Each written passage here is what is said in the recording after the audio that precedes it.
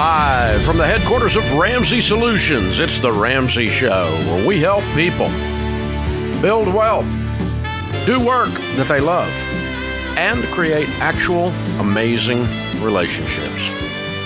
Our goal here is to completely indoctrinate you into a whole new way of thinking called common freaking sense. We want you to join the cult, drink the Kool-Aid, or whatever other negative crap you've heard. Jump in. We'll help you. It's what we're here for. Ken Coleman, Ramsey Personality, is my co-host today. And, of course, the phone number here is 888-825-5225. You have stepped square in the middle of a Baby Steps Millionaires theme hour. What that means is we're going to take questions from millionaires this hour only. And we always have to help folks with that because people are apparently confused. They took economics from their Karl Marx indoctrinated college professor, and so we have to explain to them how this wealth thing works.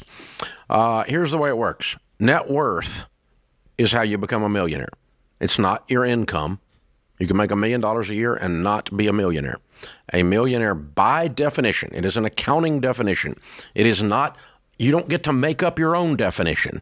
This is the only definition, is what you own minus what you owe. Assets minus liabilities equals your net worth. When that number is greater than $1 million, you are a millionaire. Well, I don't care how you feel. It's not a feeling. It's a math entry. I don't think anybody ought to have that kind of money. It's not a moral construct.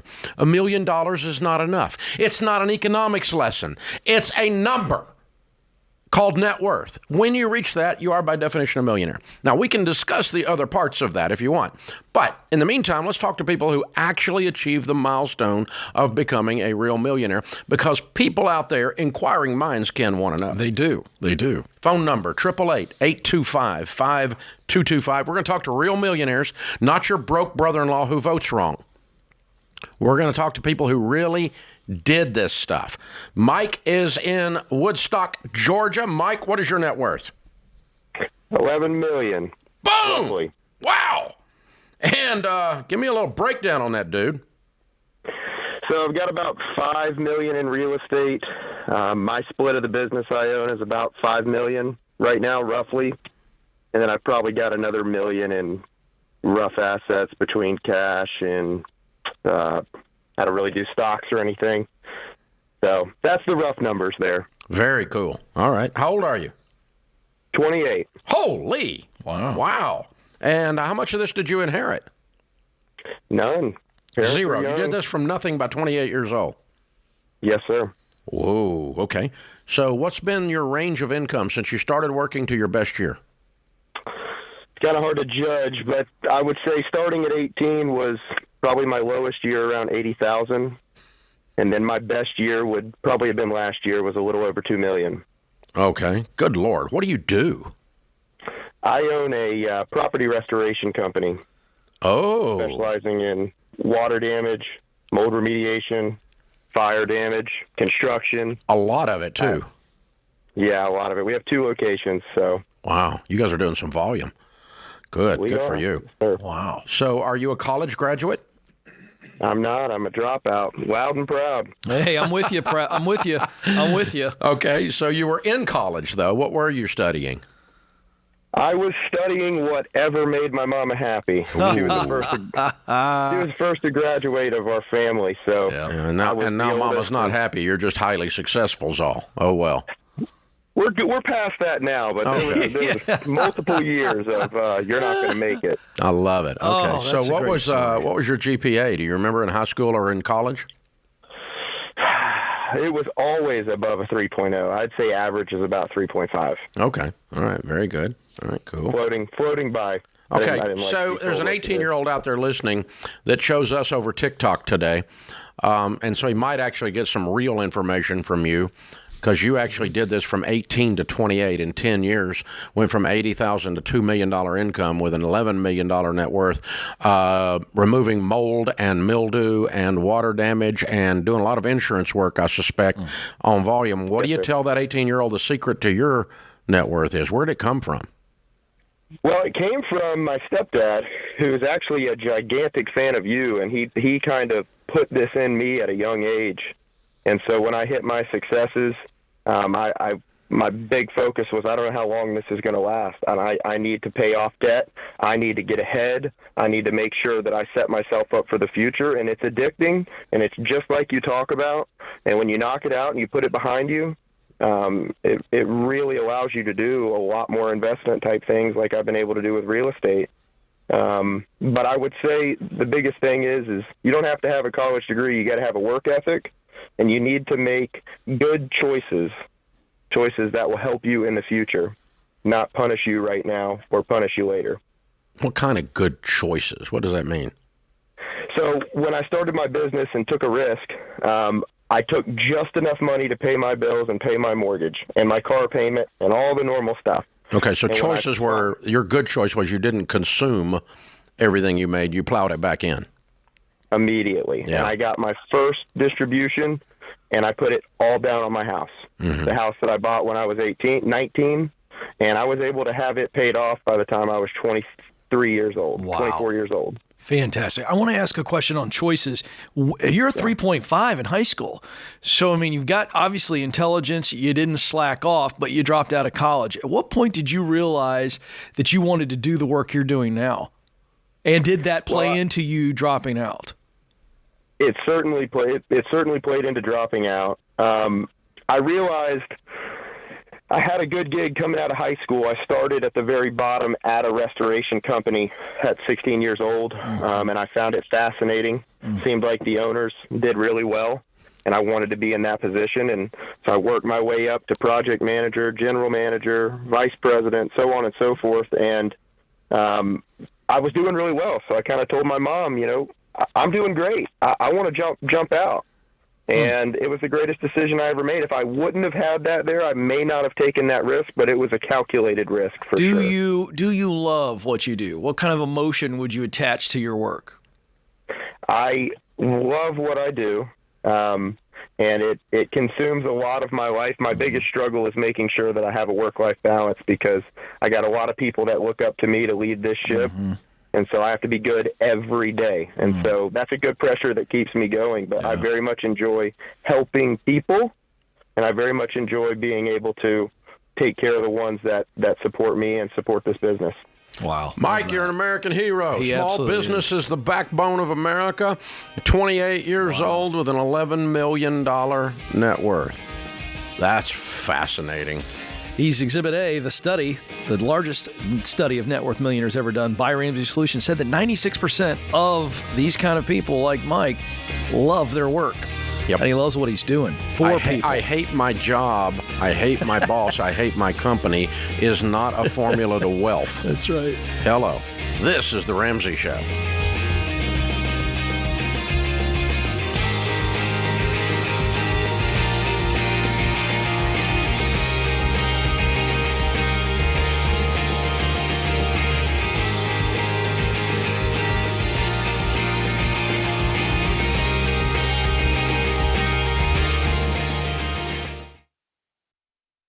Hey, if you're in over your head with student loans and tired of getting calls from collection agencies, if private student loan debt is taking away your financial peace and you don't see any way out, you need Y-Refi. They're not a debt settlement company, and they're not connected to a bank. Y-Refi refinances defaulted private student loans that other places won't touch and gives you a custom loan built for you based on your ability to pay. So when you refinance your private student loan debt with Y-Refi, you'll have a payment you can afford with a low fixed interest rate you couldn't get anywhere else to help you stick to your budget and work the debt snowball. And you can save thousands of dollars. To learn more about this custom refinancing option and a lump sum payoff option you could qualify for after 24 months, call 844-2-RAMSEY or go to yrefi.com/Ramsey.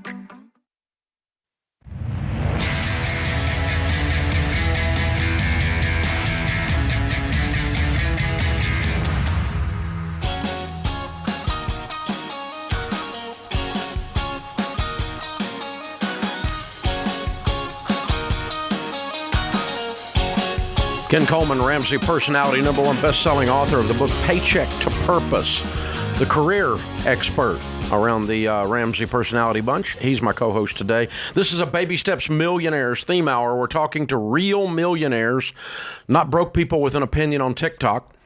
Real millionaires. What did you do? Who are you? We want to learn about you so we can be one of you. That is what America is saying to you. If you're a real millionaire, call us at 888-825-5225. Marsha's in Charlotte, North Carolina. Hey, Marsha, welcome to a Baby Steps Millionaires theme hour. What's your net worth? Hi, Dave and Ken. It's so nice to talk to you both. My net worth is $1.29 million. Good for you. And give me a little breakdown on that. Sure. I've got $740,000 in retirement between 401k and a Roth IRA, $350,000 in equity in my house, and the balance is made up of just liquid cash and other non-retirement investments. Good for you. Well done. How old are you? I just turned 45 last month. Cool. And how much of this did you inherit? Well, the only thing I've inherited so far is just some knowledge and good old-fashioned walking around sense, but there's been no money. No money. Okay, that's well, you do have an advantage just the same, because if you got walking around sense, it's more than most people got. So there you go. This is true. Yeah. So your range of income, your best working year to your worst working year. Yeah, when I first came out of college, my first big girl job was making $31,000 a year. And I'm currently making between $165,000 and $170,000, depending on how bonuses and profit sharing works out. What do you do? What's your career? So I am an insurance claims professional. I work in a technical space for a commercial property and casualty insurer, and I'm currently in a leadership role leading other claims professionals.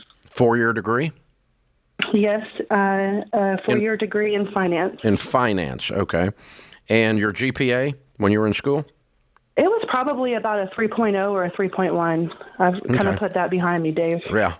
I have tried to forget mine because it's a 2.97, and I'm really pissed off about that 3/100ths of a point still 40 years later. But I think it had something to do with beer. I don't know. But anyway, yeah. So way to go. Way to go. You're single, it sounds like.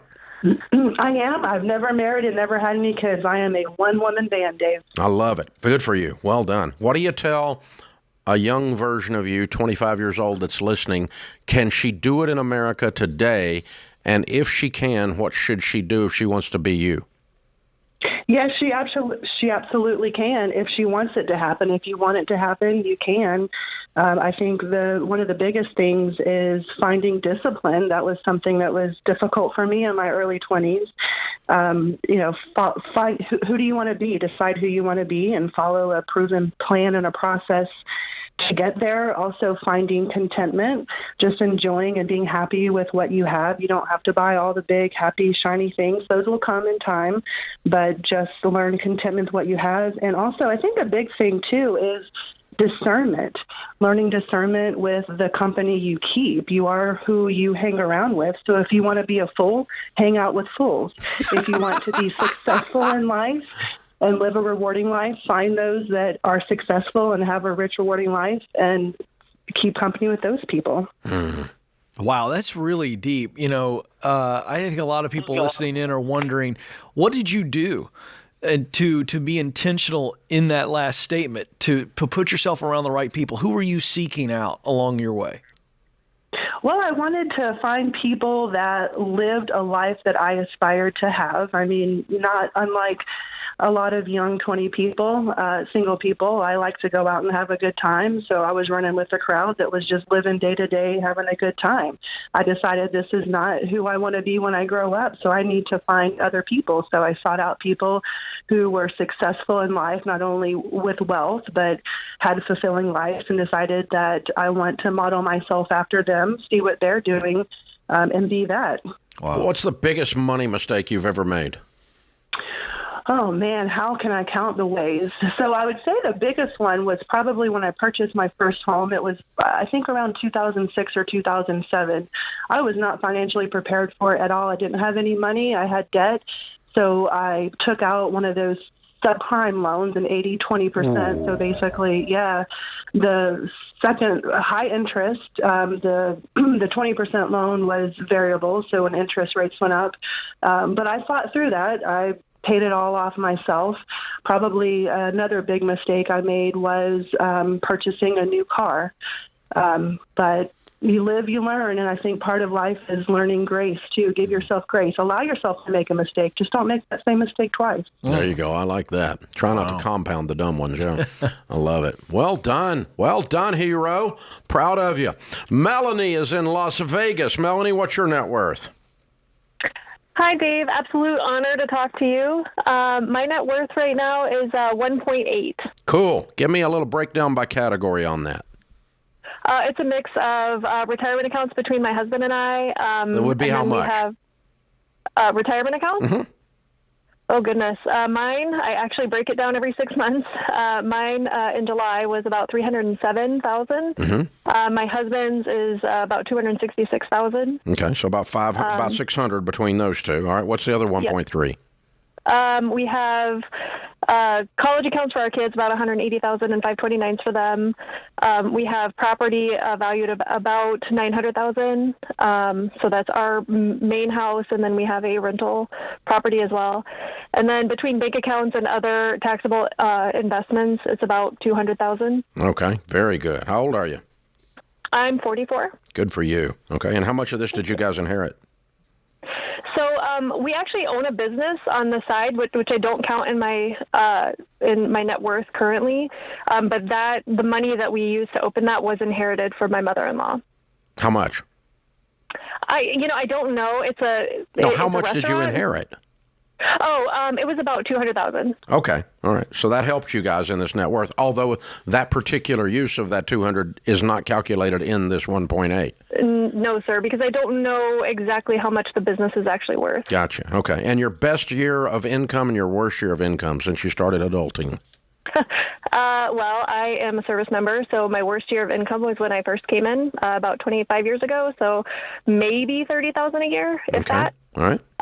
And I would say the best is now, between my husband and I, we make about $250. Good for you. Good for you. And which branch do you serve in? The Air Force. Thank you. Thank you for your service.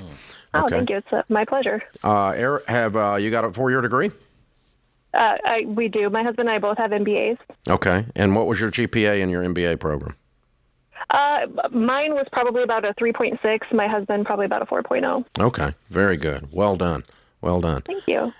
What's the biggest mistake you ever made with money? The dumbest thing you ever did? So I actually have two things, actually. One was really big, one was really small. When my husband and I were first starting out, we were first married, we didn't have a lot of money, and we had saved maybe $1,000, which was huge to me. And we got taken by a door-to-door encyclopedia salesman, and we ended up paying $1,500 for a set of encyclopedias, which I have had for 25 years. You're not old enough to buy a door-to-door encyclopedias. You must have been 12. You wouldn't think so. But a lot of people don't even know what that is. Wow. Well, I still have them, and I bet. they have made many moves with us. Yeah. So, yes. The other money mistake was we purchased a home in California when we were stationed there, and we had some, I wouldn't say it was bad advice, but we trusted some folks that were older and had money, and we thought they were smart with money, and they told us to kind of weather the storm. We bought our house in California in about 2004, and we moved from California to Las Vegas in 2007. So it was about that, right around the market crash. And we should have just sold the property, but we decided to weather the storm, and we held on to the property for about a decade, and we took a huge loss on it over the years. We couldn't rent it for what the mortgage was. Ouch. That hurts. Bad real estate deal. Number one mistake. Good job, Melanie. Way to go, hero. Ken Coleman, Dave Ramsey. It's a Baby Steps Millionaires theme hour.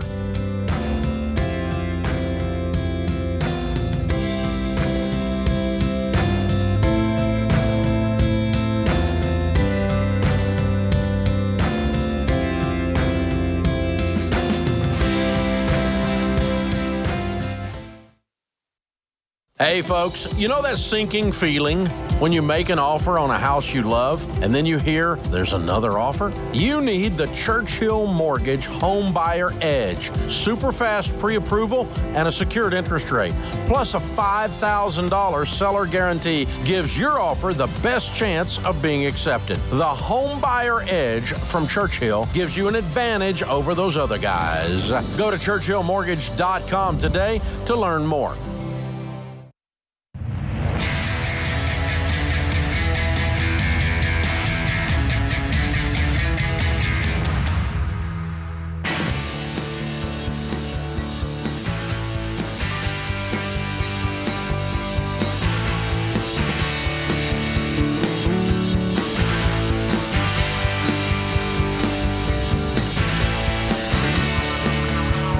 Ken Coleman, Ramsey Personality, is my co-host today. This is a Baby Steps Millionaires theme hour.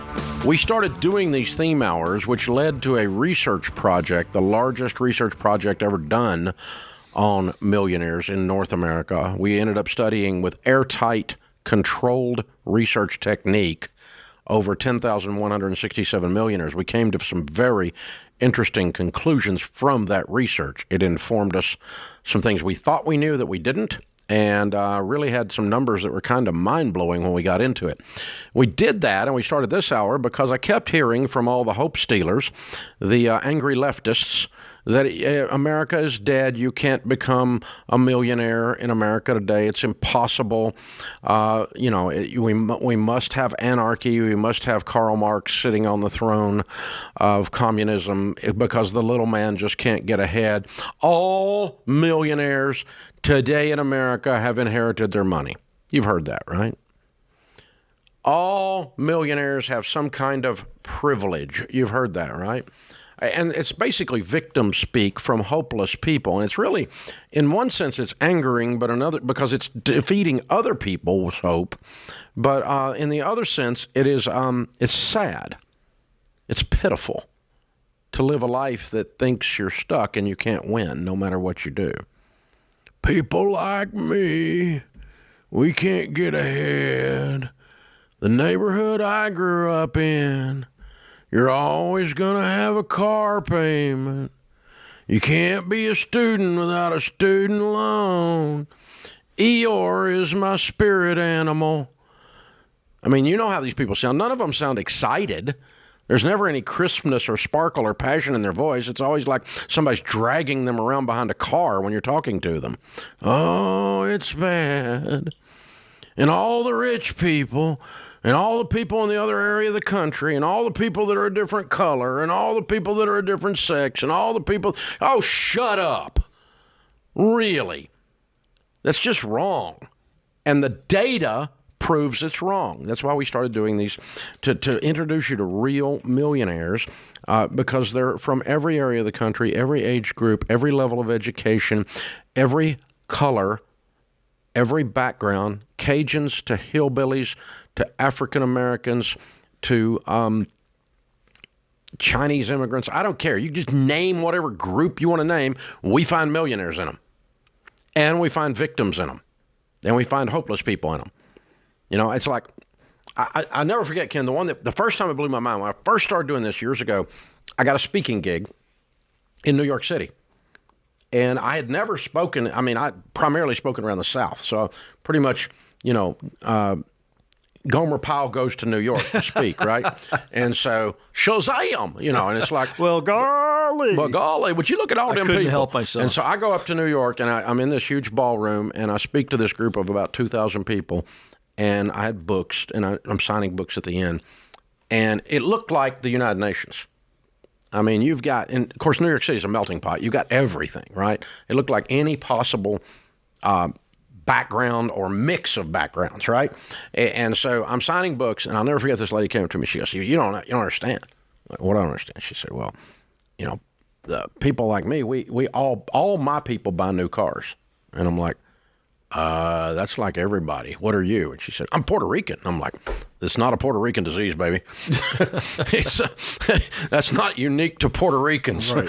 It's like, but she had figured out that Puerto Ricans all had to have new cars in her mind because she was Puerto Rican. Isn't it funny how we do that stuff? And that's why we do this hour, is to defeat the kind of mythology, the tapes that we play in our heads that give us an excuse to not go leave the cave, kill something, drag it home, and freaking win. No excuses. No. Kwan is with us. Kwan is in Houston, Texas. Hey, Kwan, what is your net worth? Right around 2.1. Nice. Good for you. Okay, and give me a little breakdown by category. How much retirement, how much house, and so on? Retirement, probably 650. Mutual funds and other investments outside of retirement, probably 600. About 60 in the 529 for my kids. Real estate, right about 700. And then another 70 or so in angel investing. Cool. How old are you? I'm 40. Good for you. And how much of this did you inherit? Zero. And your best working year income and worst working year income? Best, right around 300. Then worst was when I first started out of college, about 32K. Okay, cool. What do you do for a living? I'm a solutions architect. Okay. What kind of architect? Solutions. Like as in digital?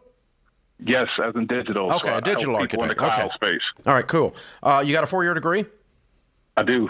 In what? Information systems or something? What? Yep, in information systems. Got it. Okay, and your GPA? I think it was like 2.5. Okay. All right. Good for you. All right, cool. Can this still be done? The 20-year-old version of you, poking around on the whole digital space, lots of opportunity there. Can they become worth 2.1 by the time they're 40, or is America dead? Absolutely they can. Probably even faster. There's so many opportunities out there for sure. I agree with that. What would you tell them the secret is? Just really having a plan, budgeting, and understanding where you want to go and driving towards those goals. Yeah, I'm curious, was there a fast forward button at any point for you in this journey? I think the only fast forward thing was anytime I did get a bonus, I never spent it. I just used it as an opportunity to invest. Wow. How many times would you say you did that over your career? Got the bonus and then compounded it by investing it? I've probably done that over the last 10 to 12 years for sure. Wow, that adds up quick, doesn't it? For sure. That's kind of like living on what you make and throwing the bonus to the gravy. Yep. I like that plan. Mm-hmm. That alone will stack up cash. Obviously, $2.1 million by the time you're 40. Congratulations, man. So did you grow up around wealthy people? We were just talking about the different people groups. What would your tribe be? Probably lower middle class. Okay. And what would you? I'm curious. Sorry, Dave. Go ahead. What would you say contributed to the mentality that changed you to be able to do this? You broke your family tree, man. Yeah. I think what contributed to it is just understanding that, and thinking and learning about money in a new way. I guess it was always just an interest of mine, but just taking the time to learn about it, to understand how it works and how it grows, really became an interest of mine. So I dug deep into it and started doing everything that I needed to do to make that possible. Yeah. And it's not really a big mystery once you dig into it, right? Very true. Yeah. Sadly, it's very basic. Yeah. Hey, man, good job. I'm proud of you, hero. Awesome. Excellent job. Robert is in Tulsa, Oklahoma. Robert, your net worth? $1.4 million. Good for you, sir. Give me a little breakdown by category, please. So retirement, $724,000. House is worth $350,000. Have non-retirement investments of $172,000. I have a health savings account. It's got $48,000. About $20,000 in cash. And Dave, I've got about $140,000 of things with wheels, tires, motors, and jet drives. Nice. He's a gadget guy. I like him. Absolutely. All right. How old are you, Robert? 59. Good for you. And how much of this did you inherit? Well, in 2021, my mom passed away, and our share was about $300,000. Okay. But I had just barely become a millionaire at that time. So you were already a millionaire before you got this? Yep. So don't let me put words in your mouth, but I think I hear you saying you did not become a millionaire because of inherited money. Correct. It enhanced the program after you were already there. Yeah, absolutely. You're the man. You're the man. Can it still be done, Robert? Absolutely. Just got to follow the baby steps. What's your Live below career? your means. I'm a doctor. I'm a psychiatrist. A psychiatrist. All right. Obviously, that's your degree. What was your GPA? Well, Dave, undergraduate, not all doctors are 4.0. It was 2.0. Okay. I'm sorry, 2.8. 2.8. 2.8. All right. 2.8. All right. Yep. Yeah, you're right there with me, brother. Right there with me. I love it. Congratulations, sir. Proud of you, hero. Another millionaire in the books. This is a Baby Steps Millionaires theme hour on The Ramsey Show.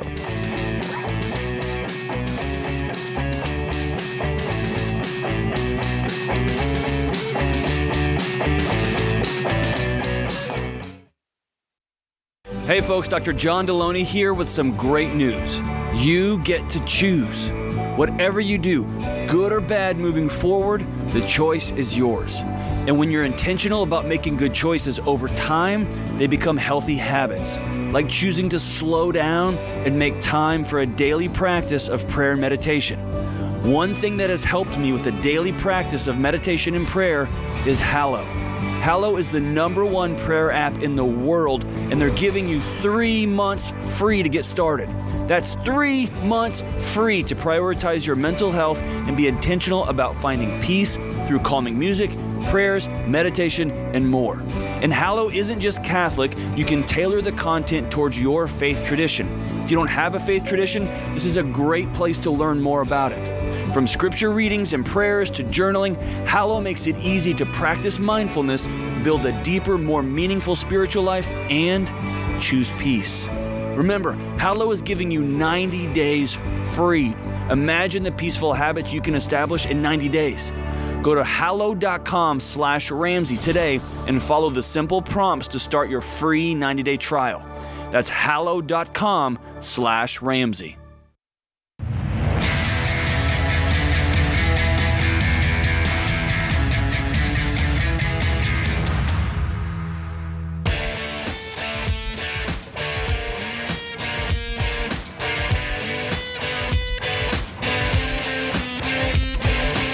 It's a Baby Steps Millionaires theme hour. Ken Coleman, Ramsey Personality, is my co-host. Spoiler alert, guys, the research on millionaires, the airtight research, the methodology was so pure and so good on this research that if you disagree with the conclusions of the research, you're what's known as wrong. Okay? In other words, these are facts, data-based facts. They're not feelings from your Karl Marx-induced college professor. Okay? These are actual facts. 79% of America's millionaires inherited precisely zero. 5% of America's millionaires inherited a very small amount, like $5,000 from grandmother, but not enough to make them mathematically a millionaire. It was an insignificant small amount. But they did technically get an inheritance.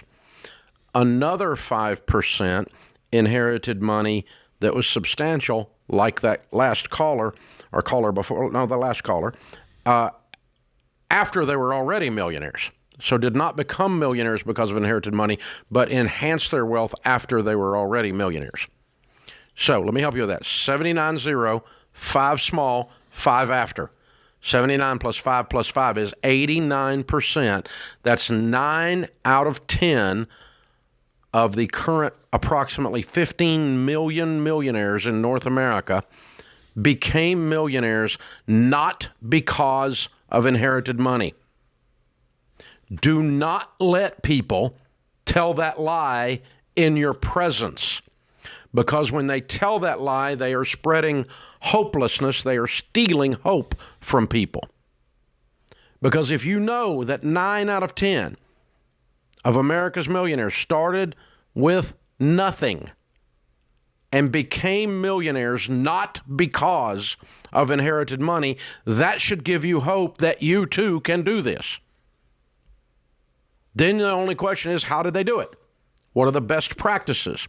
Well, a lot of them followed the baby steps these days. I've been teaching this stuff 30 years. I mean, 10 million people have been through Financial Peace University. You'd think a few of them would get it and turn out to be millionaires. Well, a bunch of them got it and turned out to be millionaires. I also want to mention that 96% of net worth millionaires enjoy their work. They're not quiet quitters, Dave. And I had Tim Smith, who led our research, pull some more data for me.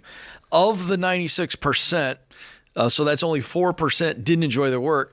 The 96% actually had a higher net worth to the tune of 58% higher net worth than those in that 4% who didn't enjoy their work. Oh, he parsed the data out. Wow. Even more. What tells me that doing something you enjoy is the key to working harder and longer in that More sacrificial creatively. time, more creatively. You're getting promoted more. You're putting your best output out, which means you're getting rewarded for the output. So we don't want to miss that side of it. The baby steps, huge chunk, living on less than you make, the discipline piece. But you have greater discipline when you actually enjoy showing up. And you also get better results when you enjoy it. And all of that gets we also rewarded. found, okay, what are the top 10 careers, fields that people picked out? Number 1, engineer. At the break, we met a Baby Steps Millionaires engineer. He's a Baby Step millionaire. Met him at the break, at the commercial break, just a minute ago, sitting here in the lobby. Engineer, 45 years old. Okay? That's it. I mean, number 2, accountant. Number 3, teacher. Yeah. Well, I don't agree with that. I don't care if you agree with it. You're wrong.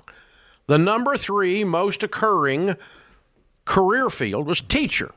Number 4, business executive, whatever that means, can mean anything. And number 5 was attorney. Yep. Doctors, medical doctors, didn't even make the top 5.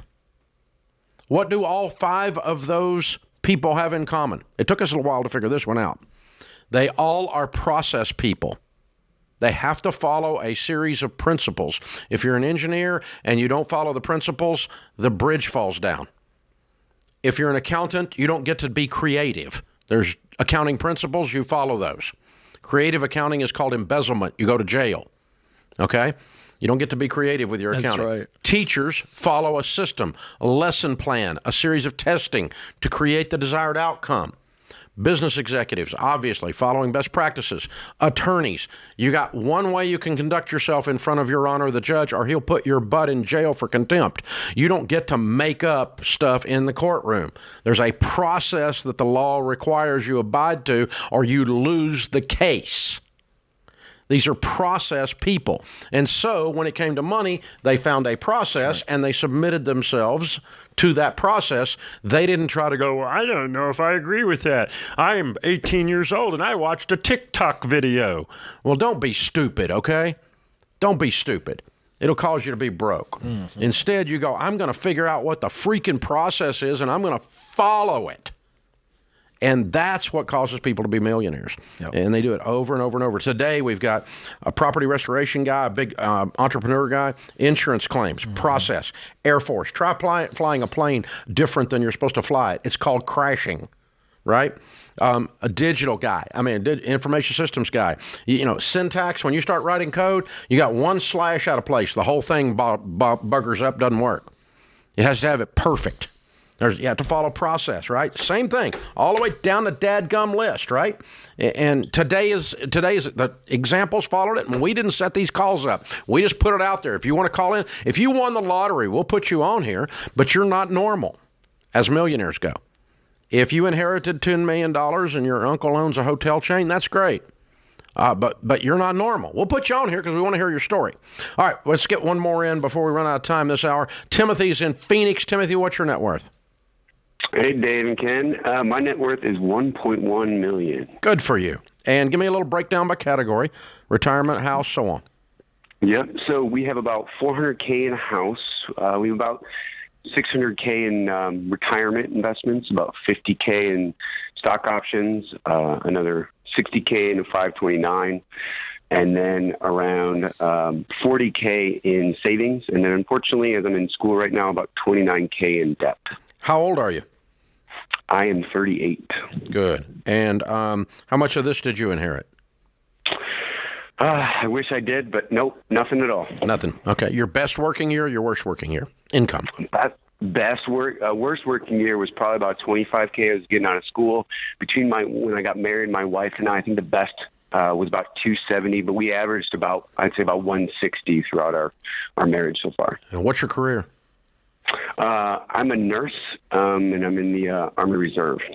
Thanks for your service. Mm-hmm. Obviously your degree's in nursing, and what was your GPA? It was a whopping 3.0. Okay, cool. Yeah.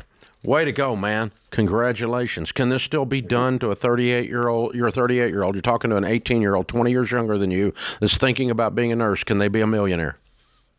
Oh, absolutely. Absolutely.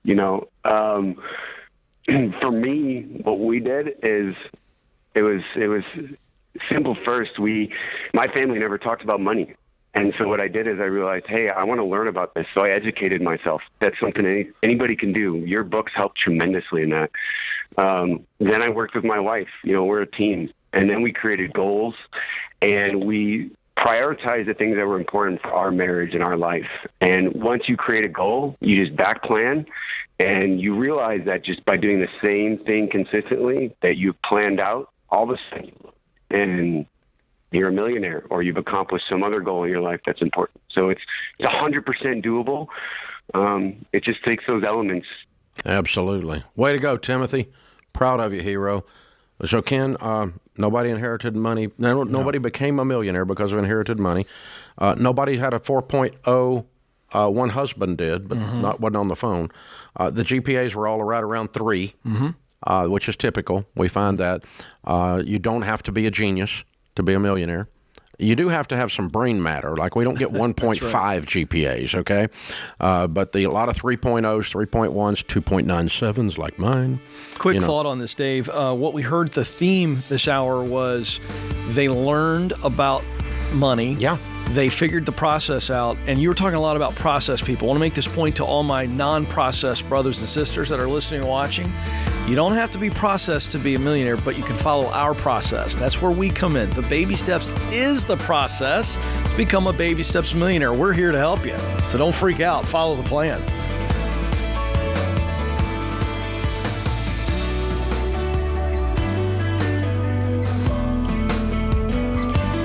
Hey, it's Ken. If you love the show and want a deeper dive on your money journey, we have a weekly newsletter that gives you trending and helpful articles and tips on following the Ramsey way.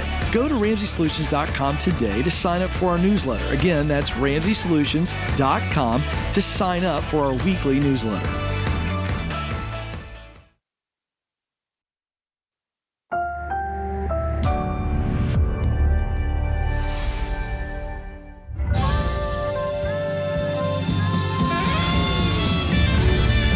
Live from the headquarters of Ramsey Solutions, it's the Ramsey Show, where we help people build wealth, do work that they love, and create actual amazing relationships. Ken Coleman, host of The Ken Coleman Show, #1 best-selling author of the book Paycheck to Purpose, our Ramsey personality that works the most on careers and jobs, is my co-host today. We're going to talk to you about your life. The phone number is 888-825-5225. Caleb is in Richland, Washington. Hi, Caleb. Welcome to the Ramsey Show. Hello. Thank you guys for taking my call today. Sure. What's up? All right. So me and my wife are 22 years old. We're going to have a baby next year in the end of March. Congratulations. Thank you very much. We're going to move to Tennessee next year in the beginning of July. I'm currently a route service representative, and my wife is an office coordinator. Our income right now is about $75, and once we move to Tennessee, if I stick with the company, our income will go down to about $36. I also do online fitness coaching on the side. I would like to have that as my full-time career, but I'm not sure if I should continue doing that whenever I move to Tennessee, still do my full-time job, and hope that it works out and turns into something that will provide for my family, or if I should switch careers, go to college, and find something different. How much money are you making right now in the online coaching business? About $200 a month, so still currently in the beginning stages of it. When you say, how long have you been doing it? Since the beginning of this year. Okay. So I wouldn't even call that, I'm going to be very kind, but I want to be realistic. I mean, you've got a lot to learn before we can even begin to have a serious mental conversation of, okay, what must be true for me to go full-time into this? You got to keep testing this and you could have figuring this delivered out. pizzas 2 nights a month and beat this. Yeah, this is not a business right now. This is something you've tried and it's not working. So let me step out of this for a moment and say, anytime you've got a side gig and you're wondering, what do I do or when should I move from full-time job to side gig? It's when the side gig is paying you the same amount of money or pretty darn close to the same amount of money as the full-time gig, and I like to see 3 to 6 months of salary inside gig bank account. Now, that's just my starter advice of that's what must be true for you to move into this online fitness coaching. But you've got a lot of work to do, and so I'm scared about you going backwards in Tennessee. Why would you go? Why are you coming to Tennessee and taking moving backwards? So if I were to stay in the company, they pay less than what I'm making here. So it's strictly based on location. I can make commission, but and you're running a route, you said? Correct. Yes. For who? What do you do? For UniFirst. So we go to companies and provide them with mats and uniforms and cleaning products. Yeah. Okay. All right. So you have an entry-level bad job, and when you move to Tennessee, it pays even less. Correct. Yeah. Okay. All right. I don't have any college experience either. Why are we moving to Tennessee? To go with family, basically. To go with family? Yeah, so my wife's sister and brother-in-law are already over there, and her whole family, including us, are kind of doing a mass exodus out of Washington to Tennessee. All right. Well, let's address the school issue, because this is the default for most people. Well, do I go get a degree so I can make more money? And I'm not sure that you can afford to go to school. Do you guys have any debt at all? $10,000 in a car. Okay. How much in the car? 10. Oh, the 10 is in the car. I thought you said 10,000 and the car. Debt free. I mean, debt on the car. Sorry. Yeah, hey, let me ask you this, Caleb. Okay. You guys are 23. Ken, in my mind, I start thinking about a new baby coming, and I got a little bit panicked if I'm him. Yeah. I got to go make some money. This just got real, this adult thing. And I'm going to be in a state that's unfamiliar. I'm making a move and with a brand new 2-month-old, 3-month-old baby at that point. Yeah.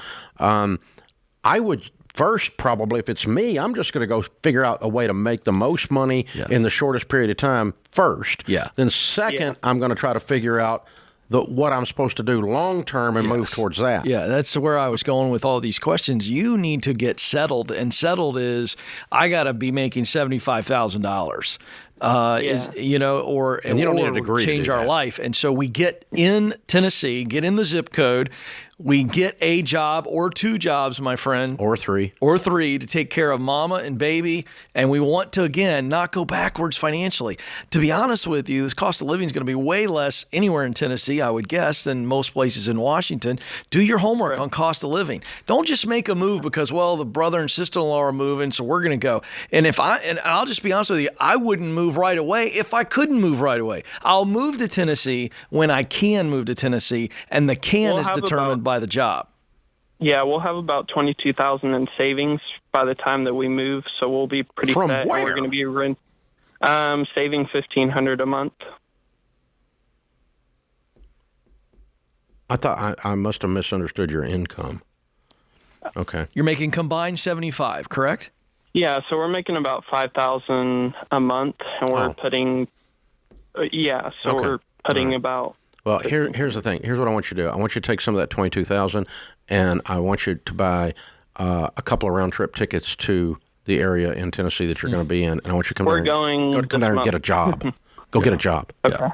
Get a job lined up, or 2 lined up, or 3 lined up. That's right. To where you step into $75,000 with a reduced cost of living. It's a net gain for you day one here, and then take Ken Coleman's materials. I'll give you a copy of his book, From Paycheck to Purpose, and let's figure out what your purpose is. Let me go ahead and give you the assessment. Get clear work assessment. That'll help you figure out direction. But again, please don't step into more money, more time, which is schooling. Let's get a job, get settled, get stable, get baby here, and then determine direction, and then figure out the plan to get to where you want to go. That's exactly right, Dave. Right now, it's too much. Too many moving parts. He's young. There's time. But let's be smart about this. So the thing, Caleb and others, we want you to hear is knowledge is important, but knowledge that takes you to where you want to go in your career is vital. Sometimes that means going back to school.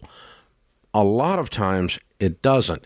Vaguely, in air quotes, go back to school as the solution to every income problem seldom works. That's correct. Don't do that. That's like escapism. You're escaping reality. I'm going to go hide on the college campus and not have to deal with the fact that I don't know what the flip I'm doing. That's right. It's like signing up for basketball camp if you want to go to the NBA. One does not guarantee the other. And so we've got to be smart about this. Ooh, that's harsh. That's harsh right there. I'm dealing with the reality. This is The Ramsey Show.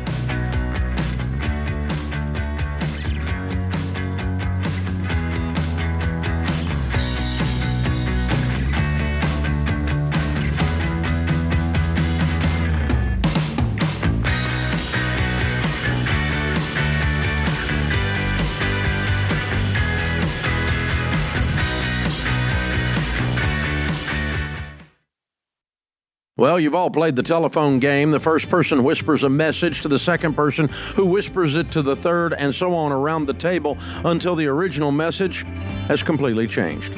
Multiply that confusion by 100 if you run a business with different software systems that don't talk to each other. That's why there's NetSuite by Oracle. In the early days of Ramsey, we were using different systems for all of our business units. We needed one single source for accurate data. NetSuite was the software we used to optimize and take us to the next level. NetSuite gave us the visibility into all of our numbers so that we could communicate across departments and plan ahead better. And as we grew, it scaled with us. NetSuite worked for Ramsey, and it will make a difference for your business too. Join the more than 34,000 customers who trust NetSuite to help make them smarter and make better decisions and level up their operations. To learn more, get a free product tour at netsuite.com/Ramsey. That's netsuite.com/Ramsey.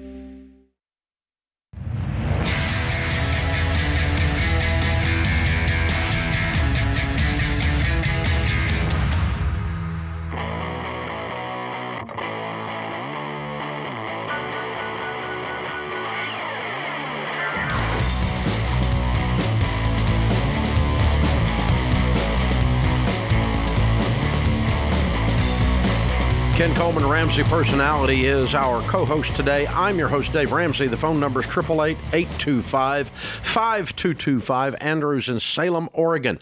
Hi, Andrew. Welcome to the Ramsey Show. Hey, Dave. How are you? Better than I deserve. What's up? Hey, I want some advice. You know, I'm a 23-year-old family of four. My wife is a stay-at-home mom. I have two little kids, and I have some money I've been saving for the last 6 years, and I work a full-time job. I make about a little under $100,000 a year, and I'm on the track to even grow some more. And my wife's going to college this winter, and it's fully paid for. We don't have any debt, but we're really anxious to get into a house, but we want to know if it's a good idea to, go and look for a house now, or if we should just wait until my wife is out of school and start our looking bend. So, when she's out of school, will she go to work using the degree and increase the family income? Yes, ma'am. Yes, sir. Okay. Right. So that would change the equation on what house you would buy based on her new income and out of school. So would it? It sounds to me like I'm going to wait till she's out of school because I can get a different house. Yeah, I guess. Yeah, because she's going to be a dental hygienist, so her school is all paid for. I'm talking about how much you want to spend on a house would change if you had more income. Correct? Yes. So I probably want her income in the equation before I pick out a house. Okay. So, and we just have this lump of cash we're just sitting on. I mean, we have it in investment accounts and stuff, but what would be a better solution on making more? I'll just sit on it. Just make sure it's in a high yield savings because you're going to use it within 2 years, dude. Yeah. Yeah. You don't want to play with this money because you might lose it. We want to just sit there. Let's let that golden egg let it hatch. Okay. Yeah. Put it in a good high yield. A good high yield savings right now, paying 5%. I mean, you can get that, but but you're not going to get. I mean, you don't need to be trying to. Yeah. The main goal is get a house when she gets a job. And we don't want to mess that goal up by putting this money at risk. Yeah, there's a temptation, Andrew, to feel like I'm wasting my money by renting every month and I'm not getting any ROI on this. And that's just simply not the case here. And I think what you're going to have to do here is switch your mindset from that to I'm going to get a better house, have a much better down payment with patience. And so put your mindset on that. Patience is not throwing money away. Patience is having more options, better options. Yeah, you're going to forego a little bit of something now in order to get a bigger something later. That's right. It's a delayed pleasure thing. Yeah, very good. Nick is with us in Lubbock, Texas. Hi, Nick. Welcome to the Ramsey Show. Hey there, Dave. How are you doing? Better than I deserve. How can I help? Good to hear. So I'm a sophomore in college, currently 20 years old. I am currently on an academic full ride, so I don't have to worry about paying for college debt, which is nice. And I work 2 part-time jobs, bringing in about $1,600 a month. I'm just trying to wonder what I should do as far as saving for the future. I want to I have the $1,000 emergency fund, and just kind of want to see what the next steps are and what y'all think I should do, since I'm kind of young and it's a little bit of a non-traditional format for people usually at my age. Yeah, agreed. It's not really a baby step thing. What are you studying? I'm studying pre-law and philosophy. I want to go be a lawyer, hopefully an appellate lawyer, then future judge. Okay. And so you need a lot of money. Yes, sir. That's why I got to start early. Yeah. So we're not doing anything except stacking cash, are we? Yes, sir. That's the plan. I have 2 savings accounts. I have the emergency plan, and then I have one that I'm just stacking cash in. Yeah. Try to pay for law school. You know, the fact that you got free college with academics, way to go. Also says you got a great brain, and that's going to help you get into law school. Good. Way to go. Yes. Fits right in with your goals. I love it. I love what you're doing. So what I'm going to do is just do everything I can to pay cash for law school. Yeah, and to that end, what's your GPA right now, Nick? 4.0. See, I want to let you know about something, and you can go check me on this. I interviewed a lawyer from the Houston, Texas area, has written a small book on this on my show several years ago, and here's what people don't know. With your GPA and your intelligence, if you get a great LSAT score, there will be law schools all across the country, Nick, that will give you a full ride to get a law degree. But it may not be a name brand school. It just depends. But don't just get sucked into this big time law school that looks great, has a shiny, bells and whistles all over it in the brand name. Be aware that you, at your intelligence level, an LSAT score could get a free ride for law school. Nobody cares, by the way, where you went to law school. So I'm going to point that out. A lot of law students don't know that, Dave, because they think it's about the name brand. Yeah, I met with 2 attorneys, outside counsel, on a deal this morning, and our counsel, our in-house counsel, all 3 lawyers. I know where our guy graduated from because I hired him. Mm-hmm. But other than that, I have no idea where the other 2 graduated from. And let me just tell you, they were brilliant. They're brilliant. I mean, the strategy and stuff we came up with, it was like, ooh, this is going to be fun. And why'd you hire them if you didn't know where they went to law school? I don't care where they went. I hired them because I found out who they were and the results they had gotten in the type of a thing I'm hiring them to do. Yeah. They know what the flip they're doing, and I don't really care where they went to law school. They're brilliant. I do know, just in conversation, that one of the guys' dad was a law professor at Mississippi. Right. But other than that, I don't know where he went. Yeah. Isn't that fun? Yeah. So, yeah, that's the deal. So, yeah. I've hired a bunch of lawyers in my life. I have no idea where any of them went to school. I've hired a bunch of docs, and I got a physical the other day. I have no idea where my doc went to school. The reason that this exists, Dave, is because law schools, there's a lot of smaller law schools out there, or just, not as big brand names, but they want sharp men and women like Nick. So they'll give them a full ride so that they can say, Nick went to our place. Yeah, so go. Yeah, and then he becomes an appellate and then a judge. There you go, doing appeals. So, yeah, that's...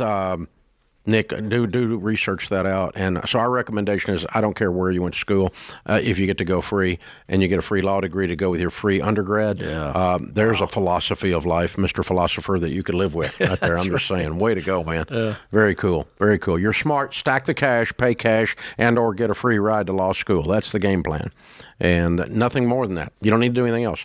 Job one is get Nick through this without damage and debt. Yeah. That's job one. Because, Nick, you are the best investment that you can make. Yeah. I mean, mathematically, getting the law degree is the best, and paying cash for it is the best investment that you can make. Yeah. You can't put money in a mutual fund and get that kind of return. You can't put money in real estate and get that kind of return. Knowledge that is usable in the marketplace is the best return on investment mathematically. Yeah. Here's a question for everybody watching and listening that may be wanting to go the path of Nick. Imagine billing hours right out of law school that you can save and invest, not pay debt off with. Just imagine that idea. And it's all about kick and tail on the LSAT. And that's the bridge. Wow. Is that true on the MCAT too? I don't know about the MCAT. I only know on the LSAT because I interviewed a guy who just, who did it. Who did it. Okay. Wow. And by the way, you can take the LSAT as much as you want. Now, you got to pay every time, but that won't break you if you're going cash. So the point is, Does it run an aggregate score? Or? No, it's just much like an ACT, SAT. The last time you took it. Is there a super score like ACT? I don't know that but there is a level, and I'd have to look it up, by which you score over and law schools start going bananas with offers. I love it. Love it. Well, there you go, boys and girls. You will go to school? That's it. What we've lied to people in America, we told them degrees matter and where you get them from matters. Neither one matters. What matters is knowledge. Yeah. Not getting knowledge is really bad. Go get knowledge. But it doesn't necessarily have to have a degree, and it sure doesn't need to have a famous name beside it. This is The Ramsey Show.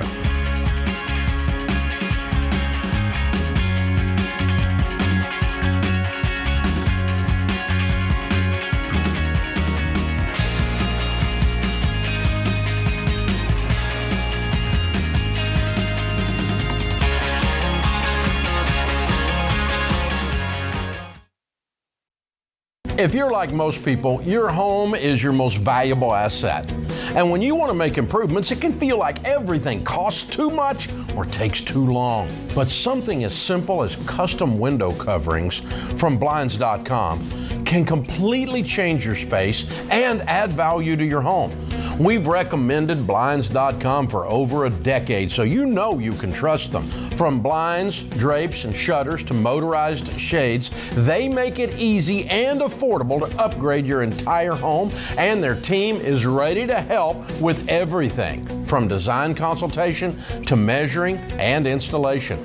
Plus, there are never any misleading quotes or hidden fees. Everything's backed by their 100% satisfaction guarantee, and shipping is always free. See why Blinds.com is the #1 online retailer of custom window coverings. Visit Blinds.com to get up to 40% off. That's Blinds.com. Rules and restrictions may apply.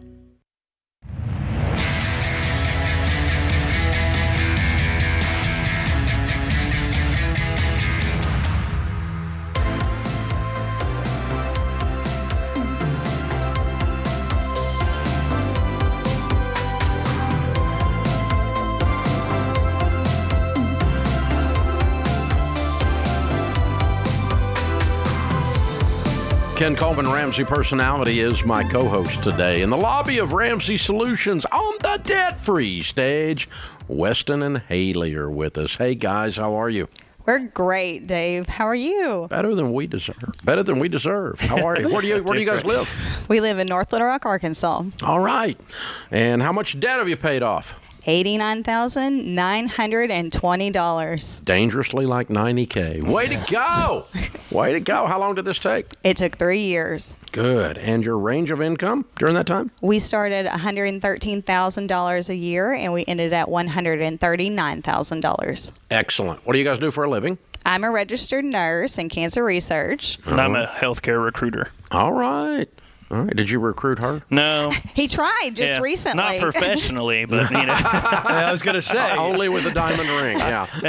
Just in high school, I may have recruited her a little bit. A little bit. I love it. Way to go. Very cool. What kind of debt was the 90K? Oh, it was there. So I have the story for you, okay? Okay. So it was my birthday weekend. We're at the lake with our financed boat, our financed camper, financed truck. We only owed $700 on the truck.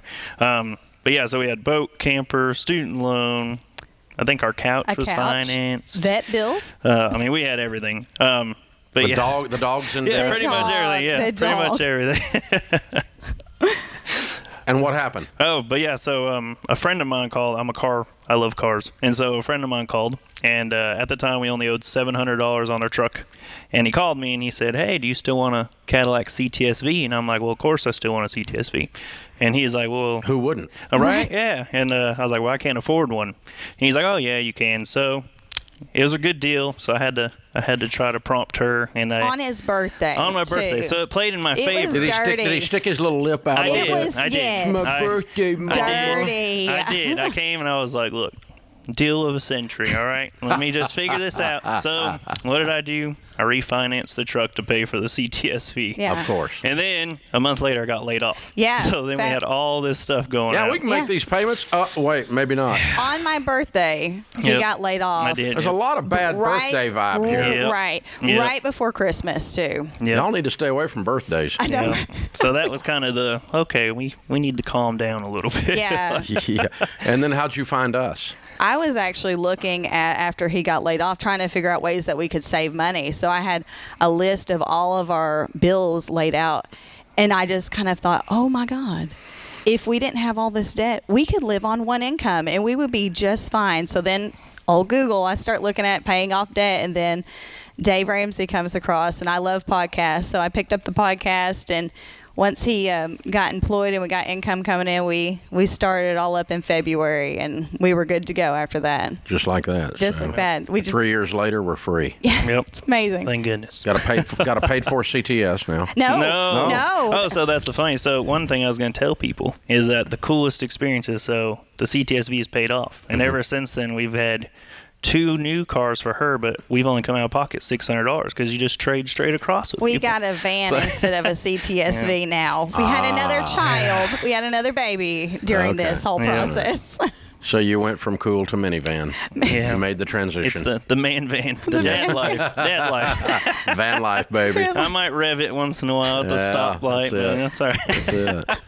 Rachel Cruz bought a van because she's got a house full of kids, and she spent most of Thanksgiving that year trying to convince us she was cool. Yeah. Well, see, I used to hate vans, and then we actually had a loaner van, and I was like, well, this is actually pretty cool. They are. It's a very cool car. It's just funny to hear people try to convince you it's cool. It is. It is. It's great. Way to go, guys. I'm proud of you. Thank you. Yeah, by the way, it's not cool, but it's functional. Let's just keep it real. Cool. Let's not dupe future buyers into thinking they'll be cool. Hey, look, it has a screen. I know. You got heated seats. I avoided it. That's why I can say that. All right, so here's what I want to know. So you start listening to the podcast. This is cool because, Dave's been doing this for a long time, and now we're hearing things like, hey, we didn't pick up a book. We picked up the podcast. I'm curious, as you were listening to the show, whether it be other debt-free screamers or just calls, was there a moment where it really clicked for both of you to where we went, okay, it's game on time? Man, I think that we heard several debt-free screams that just really resonated with us, and we were like, "That's us. That's our family. Exactly. If they can do it, what's stopping us. We can do it. We did both read the book, though. I will say after we started on the podcast. Awesome. Well, that's okay. You got started with the podcast. The book gave you the detail. That's the there's some Total great Money things. Makeover book. Yes, Total Money Makeover. But hearing those people just like us doing that debt-free scream, it was kind of a light bulb moment that we can do it too. And I still listen, every episode, and especially when you get people in our age group that have like paid for houses and stuff. I'm like, why didn't I start earlier? But you're not taught that stuff when you're younger. You're just like, go buy what you want and have a great time. And look cool. Now you've proven you can make this money thing behave, and you'll be able to do anything you want to do now. Yeah, exactly. It's a whole different world. What do y'all tell people the key to getting out of debt is? I tell people to have a partner that holds you accountable. No more car deals. No more car. No more birthdays. Yeah. The really, budget. for me, budget. Budget. It's the budget. I remember our first budget we did, and we looked, and we were spending $600 a month on eating out. Yeah. And you didn't know, because you're like, $7 here, $7 there. Yep. And then, $600 later, and you're like, and I'd say communication too. There were some times especially through the student loans at the end, where things weren't going so good. We were really getting burnt out. And we had a $7 over budget, just all out argument when he knew there was no money in the budget. But he went ahead and spent $7. I did. And you would have thought that it was the end of all things. I did. I threw a man-child moment that you say. I was like, I'm tired of being on a budget. I'm going to spend this $7. But, Wow. And then I came home with my tail between my legs. And I was like, But it was communicating, when we're struggling together and saying, hey, I'm struggling in this, and let the other person kind of help. And then there were times that the other one struggled, and we just supported each other. Amen. And then through it, your whole relationship grows stronger. Oh, yeah. Your confidence, Absolutely. your confidence in each other and in the future gets stronger. For sure. It's called hope. Yeah. We can really, we're going to be okay. Right. Not only are we going to be okay, we're going to prosper. Yeah. Yep. Really, it's very well done. Good for you guys. Hey. Congratulations. Thank you. We're so proud of you, heroes. Appreciate you. You took control of your life, man. You didn't wait on somebody else to do it. You went and did it. Yeah. Yep. Excellent. Hey, we've got the Live and Give box for you. It's got the Baby Steps Millionaires book for you, Total Money Makeover book for you to give to somebody else since you've already got one and have read it, and the Financial Peace University membership as well. So we'll give all that to you. Thank you for coming all the way over from Arkansas. You want to bring the kiddos in for the debt-free scream? What are their names and ages? This is Jackson. He's 6, and this is Taylor, and she's about to be 2 in December. All right. So how's she do when her mother screams about stuff? We don't know yet. Yeah. Get ready. I love it. She might not be happy. All right. Weston and Haley Jackson and little Taylor from Little Rock, Arkansas. $90,000 paid off in 3 years, making $113 to $139. Count it down. Let's hear a debt-free scream. 3, 2, 1. We're debt-free! Yeah! Didn't phase her. That's awesome. I love it. Very cool. James, how many debt-free screams do we have on the YouTube channel now that people can access? It's got to be thousands, right? Oh yeah, we have they're in all our full episodes, so every day they can go watch but don't we have a you can just watch those, or you have to go watch the episodes? We don't have them posted separately, no. Oh, I thought they were separate. Okay, so there's thousands, literally. Okay. And you just flip through and you find one because the social proof is there. What they were saying is so important, folks. Yes. There's someone like you, exactly like you, that's done a debt-free scream. We've done too many thousands of them that it doesn't. And that's what he means. See, when you see someone if those people did it, then that says to you, you can do it, right? And that tells you. And that's why we continue to do the debt-free screams, number one. Number two, to honor heroes like these who have taken control of their lives. But you guys, there's a massive catalog of Ramsey on YouTube. Be sure and check it out. Now we're up over 1.5 billion downloads with a B on YouTube alone.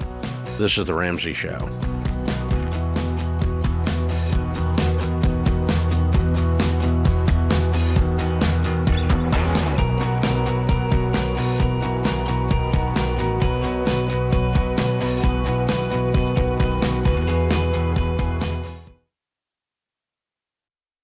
Hey guys, being free to make your own medical decisions is a big deal these days. Christian Healthcare Ministries gives members the freedom to choose the doctors and providers they want without the frustration of worrying about networks and with no waiting period to join. It's a membership-based nonprofit ministry where hundreds of thousands of Christians share funds to pay for and pray for each other's medical bills. For over 40 years, CHM has helped families living across all 50 states. So see if CHM could be right for your family. Check out more today at chministries.org/budget.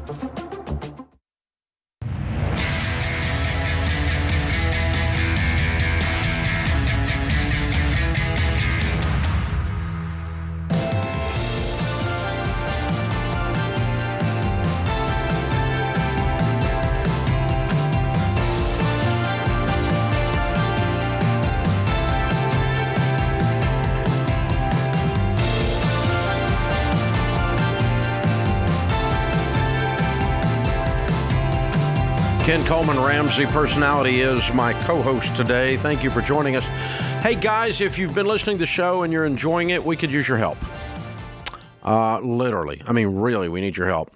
It changes everything if you will subscribe on YouTube or follow or whatever the method is on whichever podcast platform you're on, or just tell people about the radio station you're listening to, whatever it is. Let people know. And a lot of people have like a share button on some of the things, and you just click it and you can send it to 3 friends and go, hey, check this podcast out, check this YouTube guy out. These people over here are making a difference. They're helping people. Leave a 5-star review.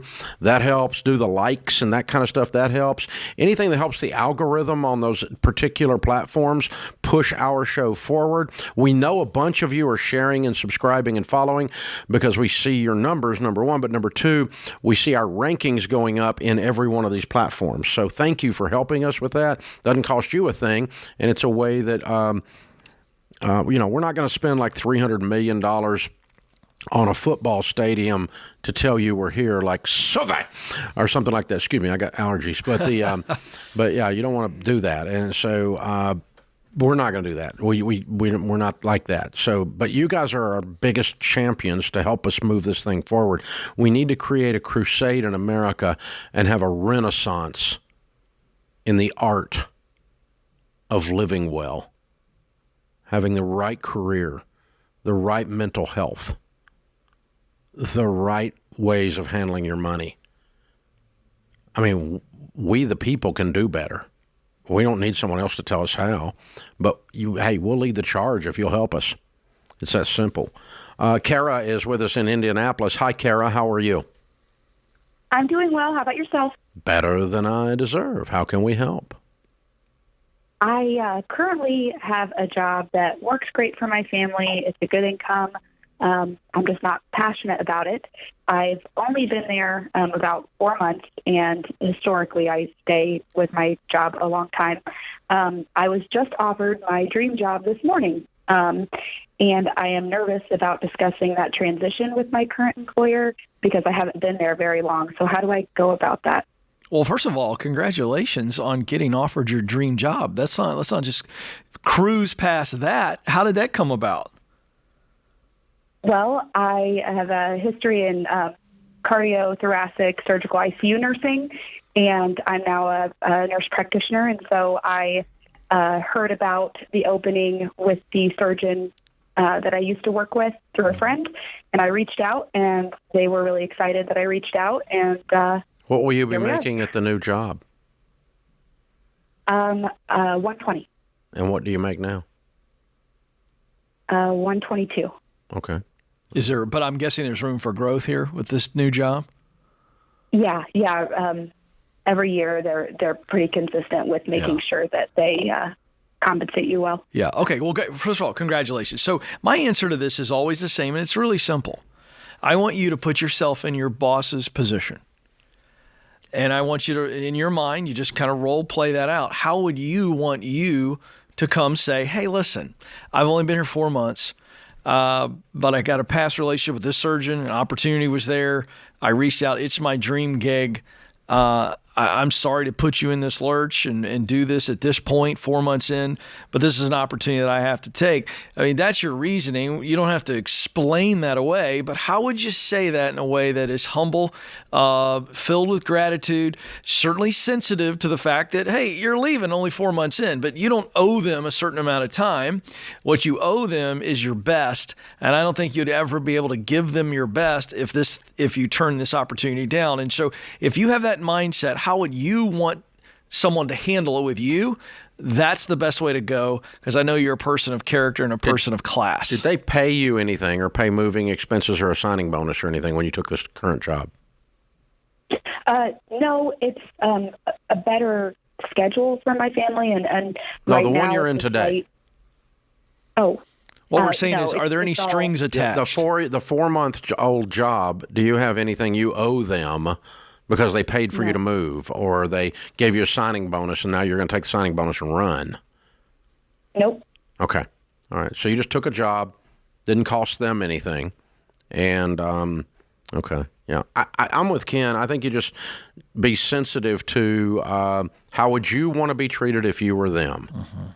If I'm them, I'm disappointed, but this great lady is going to go. She got something that she likes better. She's going to go do it. There's not a lot I can do about it. So I'm going to be classy about it and say, well, I certainly understand. Are we going to do a 2-week notice, or what are we going to do here? And, just be honorable and kind and tell the truth, and just be, I think you say out loud, I'm sorry. I did not take this job intending to do this. This fell in my lap, and it's something I've always wanted to do, and I'm going to take it. But I do feel bad about the way this worked out, and I'm sorry. Yeah, I do. Okay. I just wanted to, was there a more professional way to say that? But that sounds compassionate and professional. So. Well, sometimes profession gets in the way of people stuff. And I love the way Dave said that. I think he gave you a great perspective from the leader's perspective. Just be a good person, and you are a good person. That's why you called.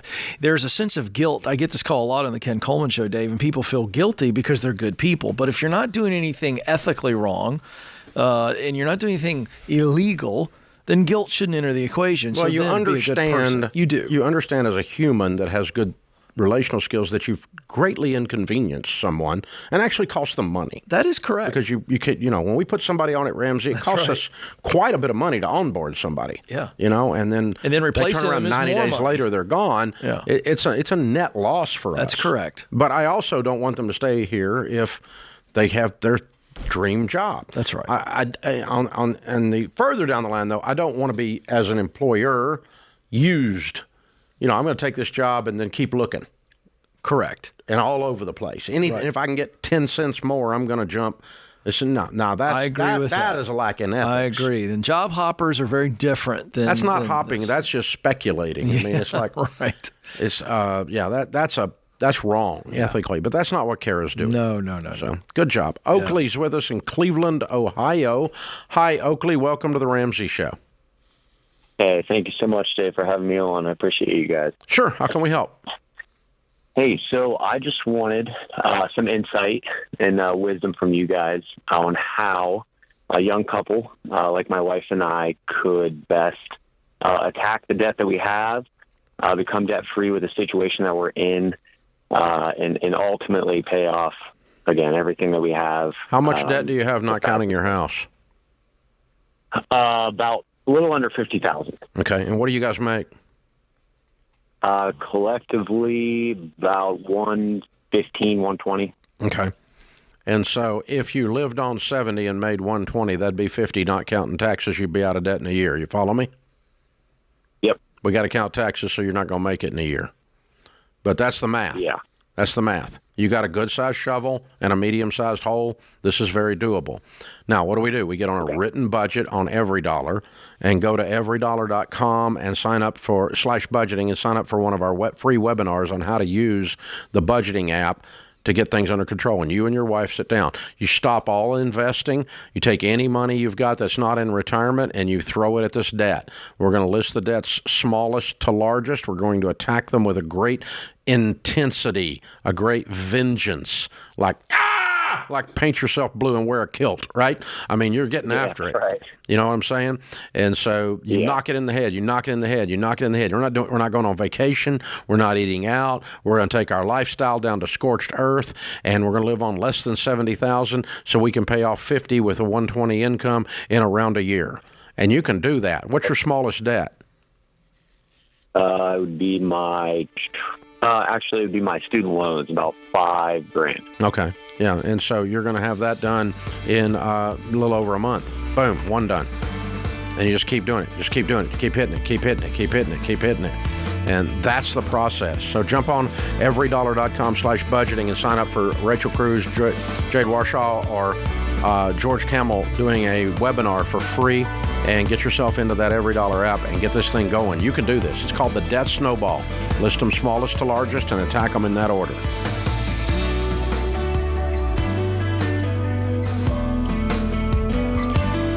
Dave here. You can find all of our shows with the Ramsey Network app on your smartphone. It's the only place to listen to the entire back catalog of episodes.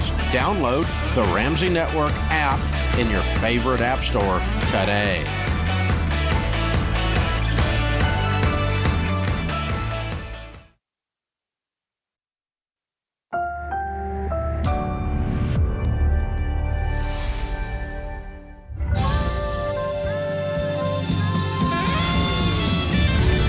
Live from the headquarters of Ramsey Solutions, it's the Ramsey Show, where we help people build wealth, do work that they love, and create actual amazing relationships. I'm Dave Ramsey, your host. Ken Coleman, Ramsey Personality, is my co-host. Open phones at 888-825-5225. Thanks for joining us. We're glad you're here. Sarah is in Jacksonville, Florida. Hi, Sarah. How are you? Good. How are you, Dave and Ken? Thanks so much for taking my call. Sure. What's up?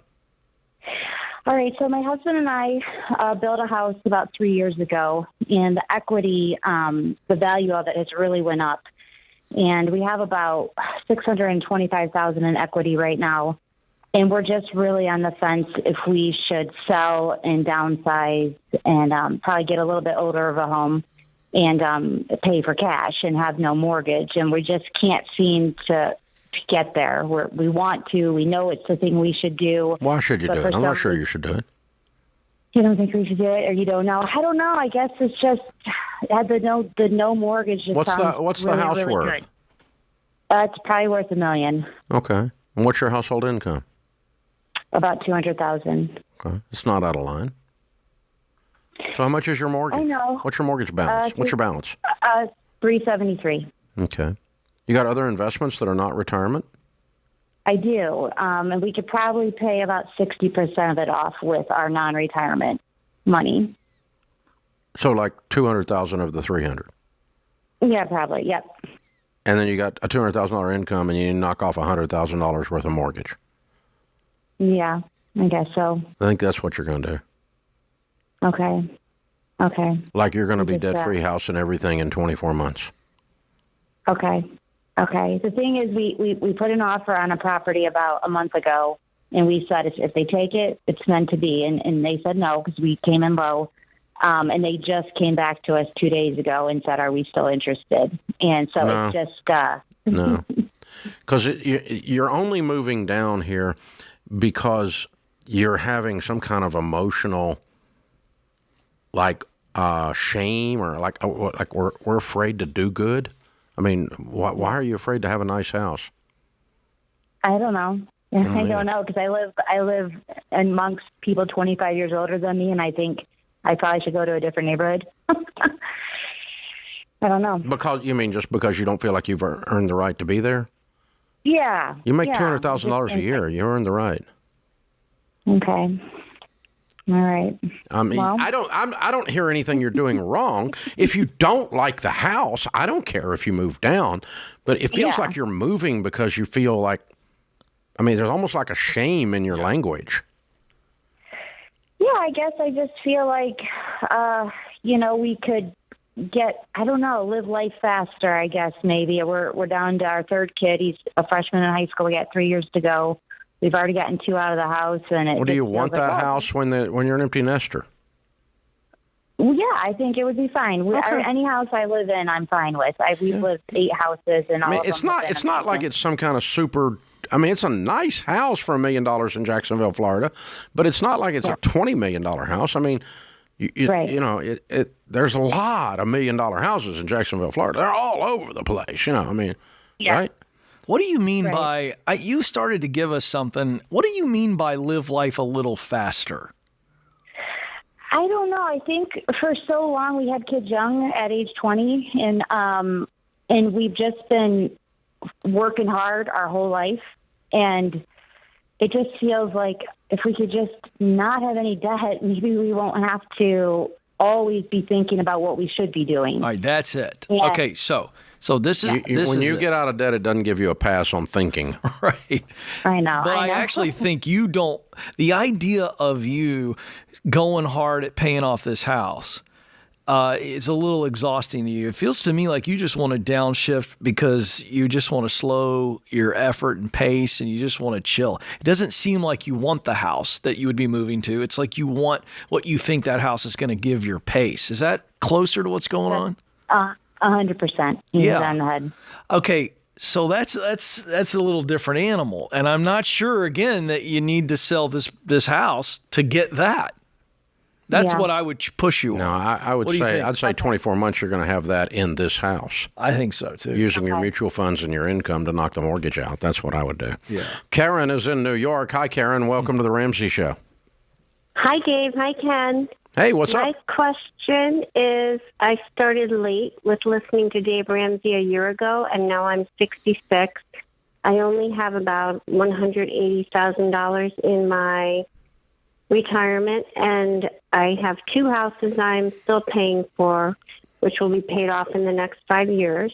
And my main objective with money at this point is to have something to leave for my kids. So will it be a better investment for me to invest in term life insurance so they get a tax-free payoff, or will it be better for me to invest in the mutual funds when I'm not sure how much compound interest I'll be able to accumulate in who knows how much longer I'll live, Insurance is not an investment. It's an expense. Mm-hmm. You don't make a return on insurance. The insurance company makes a return on it. Yeah. You don't buy term life insurance to create an estate. No, you don't buy life insurance of any kind to create an estate. That's not the purpose of life insurance. So don't do that. Take what money you have and let's get these houses paid off as soon as possible, and let's build this nest egg some more. So in 7 years, your $200,000, your $180,000 will be $400,000 if you don't add anything to it. If you've got it in good mutual funds, it'll double every 7 years. Okay. So I'm so glad I called you. Yeah, so at 73, you'd have $400,000 there if you don't add anything to it, and you're going to have the paid-for properties, and the properties are worth what? $400,000 each. Okay, so $800,000 plus $400,000, so $1.2 million. How many kids have you got? 4. Okay, so they're going to get $300,000 or $400,000 a piece if you live to your mid-70s.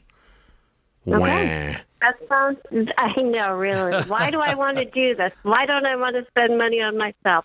Yeah. But I appreciate you guys so much. You've saved me because I always make ridiculous money decisions. No, I think you've made some pretty good ones. You're doing pretty good. You're doing better than you feel like you're doing, I think. I think you're going to be able to live an inheritance with the investments that you haven't used. I also do want you to enjoy some of those investments.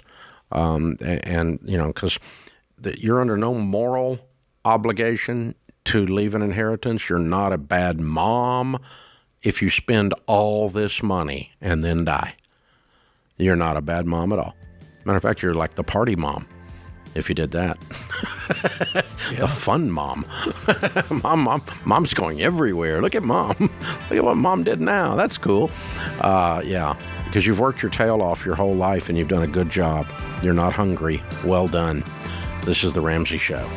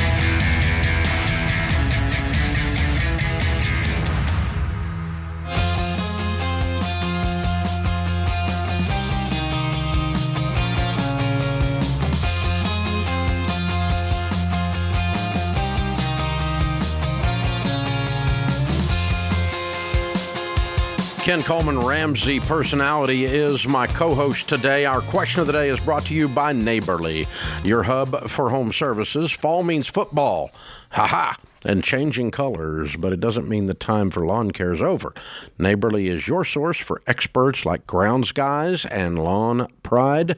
Download the Neighborly app today and find the trusted pros in your area. Great company, Neighborly. Today's question comes from Gabby in Washington. I'm a recent graduate with a bachelor's degree in health and human services. I love serving my community, and I'm currently with a nonprofit. The problem is I make about $2,000 a month and have student loan debt of about $55,000. I have come to the realization that while I love working for nonprofits, it is not going to help me pay off this debt. I really do not want to go back to school, but I would love to move into a higher paying field. Should I apply to these higher paying jobs, even if I only have about 40 to 50% of the qualification? I would love any extra words of wisdom. Well, that's a tricky question because there's a lot of evidence on both sides of the aisle. One side being a lot of companies will put out all these qualifications, but if you're a good candidate, that they feel that they can train you and that you've got the core of what they want, they'll hire you. And then there's the other school of thought that you'll never get through the online application system if you don't lie about the qualifications. So my take on this is I like to meet in the middle. I think if you've got the core qualifications, you've got the chutzpah to go after it, and you can use the connections you have. I wrote a book called The Proximity Principle. That's what you need. And so if I can make connections, I know somebody that knows somebody that knows somebody. It could be 3-4 levels, or it could be a direct connection to these organizations that have the higher paying jobs. I'm going to go about it that way, and I'm going to get around the AI application software, and I'm going to give it a shot. I have nothing to lose. I'm certainly going to do that, Gabby, before I think about going back to school. And again, if a degree is the only way or the best way to get requalified in this case, if you knew a different direction, then yes. But we want you to cash flow it. That's the only option that we tell people for school. So just going back to get a degree that I can't afford, get into debt to hope to get another job is not the best way to go about it. So I would take that background, the education you have now in health and human services, it's a lot broader than you realize, then use the proximity principle and go about it that way. And I think you can get there. Yeah, I think you can get around the lack of qualifications if you get to humans. That's correct. You get your resume out of the stack and get it past the AI screener into the hands of a human. So a guy that I met with 3 years ago sent me an email this morning. His daughter's roommate. Okay. This is like my cousin's uncle's sister's aunt. I was keeping track, yeah. Right? Okay, daughter's roommate of your friend. Of a guy I met with 3 years ago. Yeah, an acquaintance. I have not talked to him in 3 years. Okay, I like this even better. Okay. Sent me an email this morning and said, my daughter's roommate has applied at Ramsey. Oh. Can you help me with her resume? And I'm like, absolutely not. I can forward it to HR, to Armando Lopez, our director of HR, and I will promise you that they will look at it. But that's all because I don't do hiring here. I haven't in 15 years. And but you know what? Her resume from an uncle's, aunt's, cousin's, brother's, sister's roommate got into the hands of the director of HR, and he sees it. And now, he's going to look at it because it came from you. Thousands of applications a month. That's correct. That he never sees. Right. When her application came in the first time. Right. He never saw it. Right. But now does that mean she's going to get hired? No. But you did help. But did she? But I put it That's in massive. front of someone that can decide now, right? So no promises. That's correct. But she's like 98% ahead of everybody else. Oh, yeah. To at least get a look. No question. You know, you get a look, and then it's up to you once you get the look. And so that's the proximity principle. That's exactly right. It's exactly what you teach teach people to do. Did I look at her qualifications? No, I don't even know what she was applying for. So, but will they look at her qualifications? They will. When they interview her for a certain position, they certainly will. And then will they look at her character, and will they look at all the things that we look at Ramsey before we hire someone? It's very difficult to get to go to work here because we only hire thoroughbreds. We try to keep the donkeys out of the building. Can't win the Kentucky Derby with a donkey. That's right. You can get hired at the CIA a little faster than you can here. Yeah. Yeah, and I don't like we don't even do working background. with crazy, so we've got all these crazy screens to keep the crazy people out. I don't want to pay crazy people. That's crazy. So we don't want to do that. So anyway, we've got all this stuff, and so she'll have to go through every bit of that. But you know what? She's way ahead of where she was 24 hours ago when she was in the stack with everybody else. Without question. That's the proximity principle. And that's how you work around. I don't know if I have the qualifications. Do you have the personality? Do you have the character? Can you get the job done? Do you have the initiative? Are you hungry, humble, smart, as our friend Pat Lencioni says? Are you going to be an ideal team player? That's the title of his book. That's right. And are you going to do these things? And then if you can convince the hiring manager of that, ding ding, all of a sudden the qualifications, unless you just simply are incompetent to do the job, don't matter as much. Yep, that's there right. There you go. Open phones at 888-825-5225. Rashad is with us in Baltimore. Hi, Rashad. How are you? Hey, guys. Thank you so much for taking my call, Dave and Ken. Thank you. Sure. What's up? So me and my wife are at a bit of a crossroads with each other, and I'm hoping for some wisdom from you guys. With each other? I know, with each other when it comes to our side hustle. So we're currently on baby step number 2, where we are attempting to pay off our debts so that we can eventually save up for our house and our emergency fund. Okay. But at this stage, we are kind of hitting a wall with each other because she keeps talking about our side hustle. She keeps talking about doing something called Amazon, selling products on Amazon. Mm-hmm. And, she keeps talking about buying a house so that we can eventually invest in real estate, which I know you've done.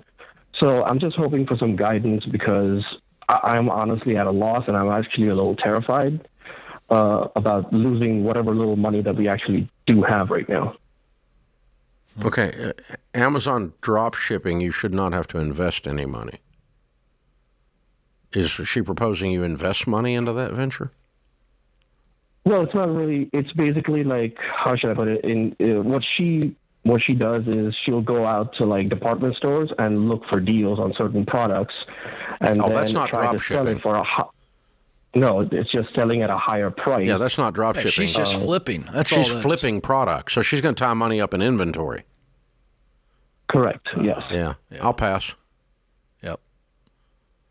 Yeah. So I mean, so for me, it's I work full time. I have a full time job which brings us money, and then I have a part time job that brings us money. And I'd rather go to my part time job that actually brings me money rather than sit over there and figure out this stuff, try to find products. And I feel like that's just a waste of time when I can actually devote that same amount of time to going to work and actually bringing in a fixed amount of money, a fixed income. And I don't know how to talk to her about that. I don't know how to make her understand. I feel like that's a waste of time. Oh, I think you've said that. It just didn't get through. Right. You told her that exact thing, didn't you? Yes. I mean, that didn't go well, did it? Several arguments. Yeah, it didn't go well. We've had several arguments about it. No. Yeah. You got a messaging issue. I'll just quickly say this, that, the waste of time, we've already shot that bullet. And so we need to start talking about emotion that you have, the risk of tying up money. Come at it that way, a little bit more logical with some real emotion instead of calling what she thinks is cool a waste. Yeah, it's right.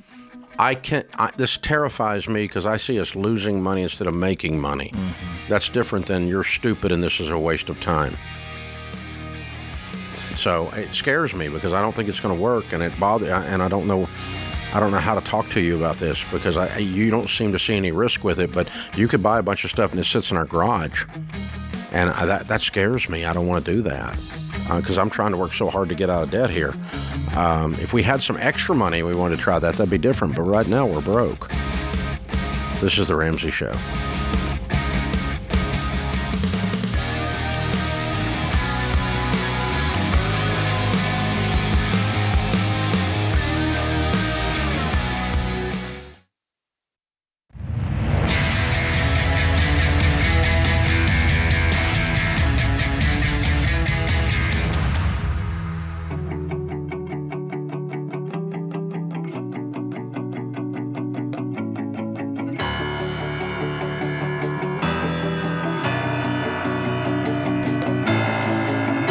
Ken Coleman, Ramsey Personality, is my co-host today in the lobby of Ramsey Solutions on the debt-free stage. Ty and Lottie are with us. Hey, guys, how are you? Great. How are you? Good. How you doing? Better than we deserve. Welcome. Good to have you guys. Where do you live? Amarillo, Texas. All right. Bit of a haul over to Nashville. Just a little bit. Yeah. Good to have you guys. How much debt have you paid off? $582,000. Goodness. How long did this take? We started in 2013 and then just finished up here, I think it was in July or August. So 10 years? 10 years. Yeah. Wow. And your range of income during that decade? It was anywhere from $65,000 to $114,000. We sold some houses, and I sold a business in the midst of that too, so it kind of had some variation there too. But, gotcha. Okay. But that was my W-2 income. Gotcha. What do you guys do for a living now? I actually work for the Department of Energy, but before this, I've always traded commodities or traded some type of feed. So but I just didn't like that, and actually, I read Ken Coleman's book and decided to take a change in life. Really? So, how's that working out? Love it. Good. It's a great we're on the 13th day of our road trip to get here, just to have a vacation and Dollywood and everything. Oh, wow. Come see you guys. Yeah, come see y'all guys. Wow, there you go. 5-year plan of a trip right here. There we go. Lottie, what do you do? I'm a stay-at-home mom. Good. We have 4 kids going on 5. Well, congratulations. Yes. Well done. All right, what kind of debt was the $582,000? Oh, we had it all. Some of it was just, I farmed and run cattle, so I had a lot of farm debt. I had a house, a $50,000 Duramax, man, 0 interest. They'll do it every day of the week for you. Wow. I had a Nissan car, and then we had our house. It was about $235,000. Tiffany's rings for this young lady. That was, they financed that too. Don't worry. Yeah. I had about $20,000 worth of student loan that she paid for because she saved money before we got married. So she came into a mess before she decided to take me on. And then, I had some farm debts and stuff like that. And then I also took even a $5,000 trading class to learn how to trade commodities, or trade futures or online. Come to find out, you can't trade unless you have money. So, yeah. It's kind of a show. It's kind of table stakes. I tried to tell him. Yeah, she tried to tell me. That was, I'm going to claim that one's one of my stupid tax right there. I don't have any money because I just spent it all on the class that tells me I need to have money. Yeah, I was kind of sitting there about halfway through it thinking, man, this is dumb. I think there's something on my shoe. Yeah. I think I stepped in it. Yeah. Wow. Good for you, man. That's so cool. Yeah. So you went from playa to cleaning up the mess, because everything you said there was like, I do everything, man. Oh yeah, it was like boom, and now you're just like boom, straight and narrow. Yeah, it really what drove me onto this deal is when I first came out of college, I bought cattle for a major packer company. I spent a lot of time in Western Kansas, and there was only AM radio over there. There was Dave Ramsey. I was focused on the family, and Rush Limbaugh. That was my theology in life. And every day I just spend time riding around looking at cattle and listening to you. And that started in 2006 and never stopped. Wow. Well, thank you. We appreciate you being out there. Yeah. Good stuff. Okay, so who decides 10 years ago we're actually going to do this stuff? Well, we started off trying to kind of cheat it a little bit because some people say I'm cheap. I like to say frugal, but when I saw the price of the envelopes, I was like, we don't need the envelopes. We'll just kind of do it, And so after about a year of that, and we were still fighting about money, we decided we need to take this seriously. If it's not broke, don't fix it. So we went ahead and kind of got we lived out in the country, so we just got the at-home study program and watched through that together. Financial Peace University at home, yeah. Yep. Bought the envelopes, started doing the cash system, set up our budget. We had to do that budget meeting, every month, sitting down together and kind of getting that going. So that was kind of the hard part at first, but then once we got the ball rolling, we found other things to fight about, but we didn't fight about money anymore. And so it kind of made everything organized. We knew what to expect of each other and where we were at, and it just kind of went from there. And like you say, it's just that boring consistency. You just do the same thing over and over, and then you see it make progress, and it gets really exciting. Yeah. Yeah, there you go. And for her, it was a security thing. That was one thing that I noticed that really, she just... That was the rough part for her. And even for me, growing up as a kid, my parents, they're good people, but we had some financial problems growing up. We had bankruptcy, and man, I don't want that for my kids. Yeah. And I want them to know that what we've done as a sacrifice, as a couple. Yeah. Now you're free. Yeah. Yeah, you're free. When you talk about the grass feeling different, there's some truth to that. Yeah, there is a lot of truth to it. And that's one of the, I mean, I don't know if we actually, before we got our debt paid off, we passed the millionaire mark, and it was just like, I don't know. I still don't believe it. I kept looking at the spreadsheet because I was a spreadsheeter before you had the Every Dollar app, and kept looking. I'm like, that can't be possible, but it's just a lot of dedication and a lot of time. And that was probably the hardest part for me. A decade in, you're 100% debt free in Baby Steps Millionaires. Yeah, and it was the consistency. Like, there'd be some times where you're just like, man, when does this end? But there was, if you saw it on the paperwork, you knew it eventually was coming to an end. I want you to talk about that. Stay right there, because there's a lot of people that are in the middle of their journey, and we know they're watching and listening, and they're feeling it today. They're going, I don't know if I can finish. Yeah. What did you do, or what would you tell them? How'd you keep going? What'd you tell them? Well, honestly, that was.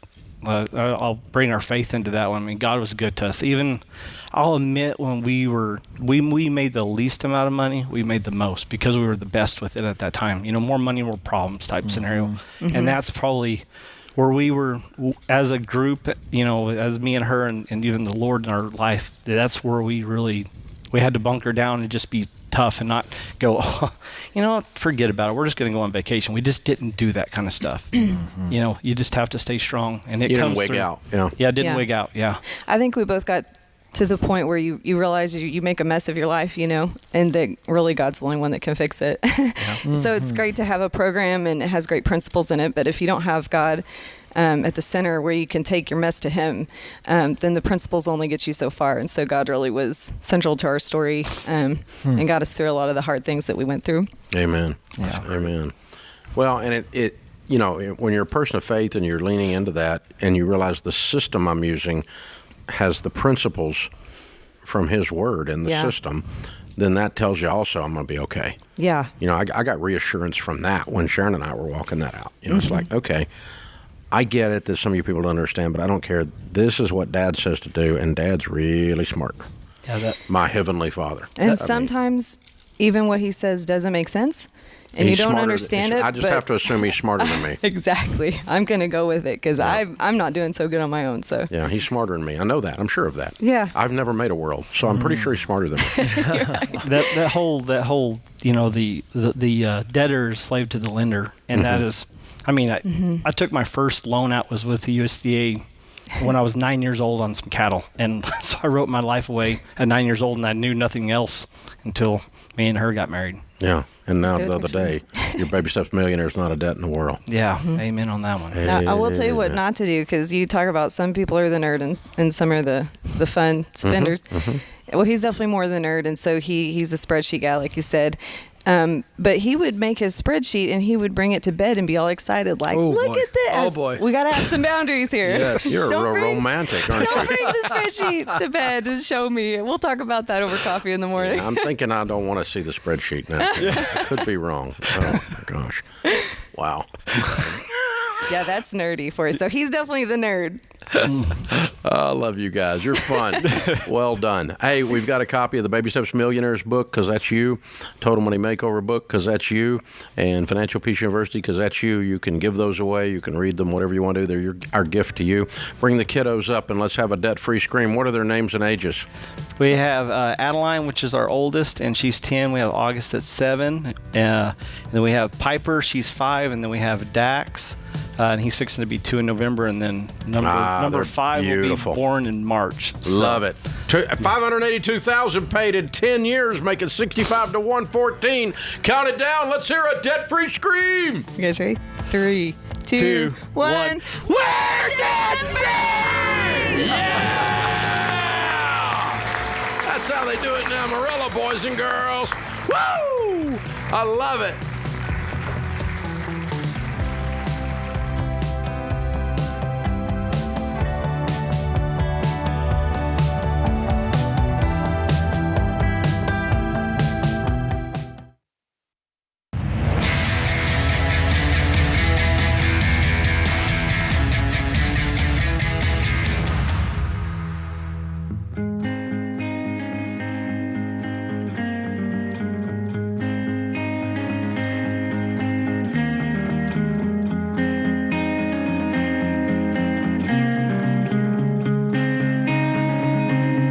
Our scripture of the day, Exodus 28:9. 6 days you shall labor and do all your work, but the seventh day is a Sabbath to the Lord your God. Robert Frost said, by working faithfully 8 hours a day, you may eventually get to be the boss and work 12 hours a day. Isn't that true? Oh, my gosh, that's the truth. Ken Coleman, Ramsey Personality, is my co-host today. We're glad you're with us, America. Thanks for hanging out. Drew is in San Antonio. Hi, Drew. Welcome to the Ramsey Show. Hey, thank you for taking my call, Dave and Ken. I'm really excited to talk to you. My question is, I recently got laid off from a major technology company, actually located in Austin, a semiconductor company, and I'm kind of having a hard time with a career change. Do I still kind of go with the tech sales where I excel really well, but I've been applying for jobs and not getting a lot of responses back, and I'm just really I need a clear pathway. So I'm really excited to talk to Ken about this, about where should I do with my career, and should I go get another, another certificate in cybersecurity? I know you were talking about code school one time, Dave. Just wanted to get your thoughts on that, please. Well, so do you want to go into cybersecurity or coding of any type, or is this just more of a, well, I feel like I need another option? What's the want to behind this? It's the other option, sir. If you could snap your fingers and do anything, what is it? Yeah. If I could snap my fingers and do anything, I really want to run my own tech company. I've had the experience for the last 15 years. Your own tech company? What's the tech company do? It'd probably be a financial technology app that would be able to help, not similar to Every Dollar, but just help people manage their money in a more efficient way. And so you've been in tech sales the last 15 years? Yes, sir. Okay. So in your mind, what's the best path forward to get to that place? Is there some experience you're still needing, or is it about capital, or both? Both. Okay. So I'd be charting my path in tech for the experience that I would need to leverage one day for my own company. So that's what I would be thinking about. So that's not cybersecurity. Yeah. Is that cyber? Cybersecurity is a complete sidebar to everything you're talking about. Right. Yeah. You just picked cybersecurity because there's really stinking good money in it. That's right. Yes, sir. You're right, Dave. Yeah. So here's the deal. You need to be moving forward in the type of tech work that one day you're going to understand well enough to hire people who can do it and develop it. So it's all about experience. So take you back my journey. I wanted to get into broadcasting. So I had to actually start doing small broadcasting gigs. This is a different deal. You can get paid full time for this. So you've got to get in that lane that is going to prepare you to run your own company one day. And quite frankly, you need the best financial opportunity because you're going to be stacking cash for years so that you can launch this company and do it the right way without any kind of risk other than just the cash that you've saved. So what direction is that? What is that tech direction? It would have to, for me to be able to, as you guys say, be on a shoestring budget, code the app, and as you would say, Dave, launch this on your card table in your house, making sure it's cash flow system, not going into debt by any means necessary. Yeah, but what is the direction? Is it coding? Do you need to become a programmer and really good at it? Yes. I would need the code part of it. Then that's the direction. So now back to your initial question. So you don't have to go to a 4-year school to get this, to get the actual qualifications. Matter of fact, it's the longest route. It's the longest route. So we actually work with Bethel Tech. They train internal folks for us. I endorse them. They have a $15,000 program for Ramsey Show and Ken Coleman Show listeners. Contact them. Have them walk you through the program, and it's a 9-month online program, so you shouldn't do any interruption of income. If you need to get a job right now, so go get hired and get some stability, then sign up, cash flow through a program like a Bethel Tech, and then within 9 months, you're qualified and ready to go. We have stories of people that are starting out making $80,000 have gone from making 45 to 80, and so you can get on a nice track to be making 6 figures in 2 years. And now you're on the path to funding your future. So you don't need to go to 4-year school here. and we're giving you one option to kick the tires with, but that's what the path looks like for you. But right now, you need to get hired, and you just applying doesn't seem to be working. I'm going to give you my book, The Proximity Principle. Dial in on your relationships, and let's get a good job that will take care of you now and then allow you to pay for this next level of certification.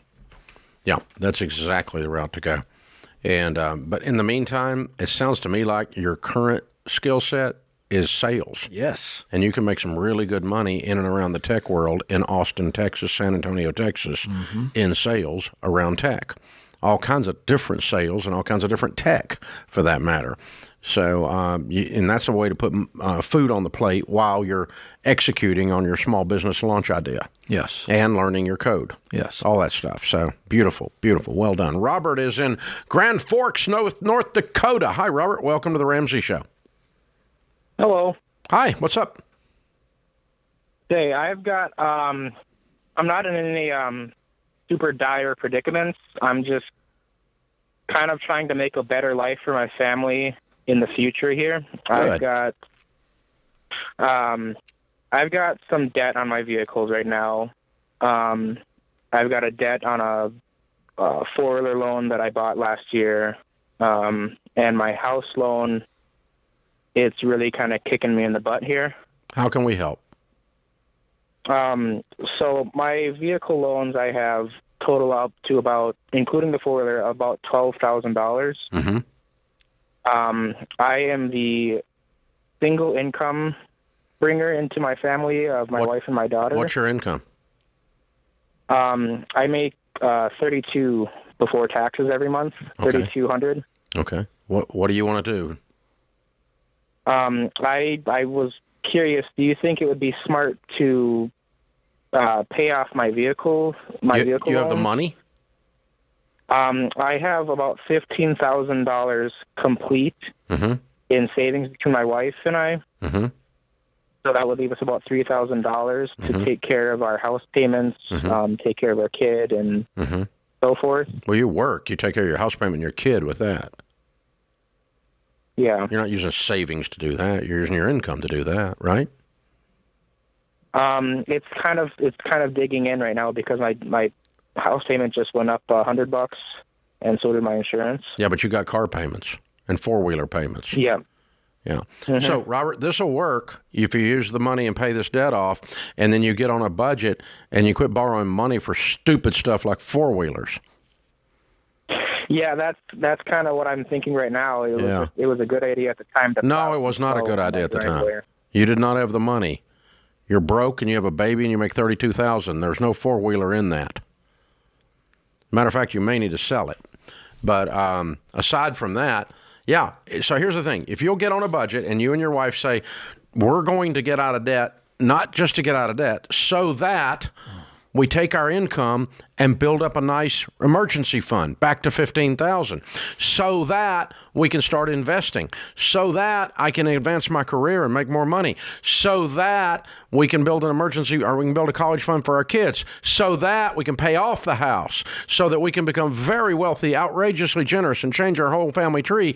If that is what you do after you pay off all this debt, then fine. If you pay off all this debt and then just keep doing life the way you've been doing it, well, that probably wasn't very good advice on my part. But I want you to play all the way through, my man.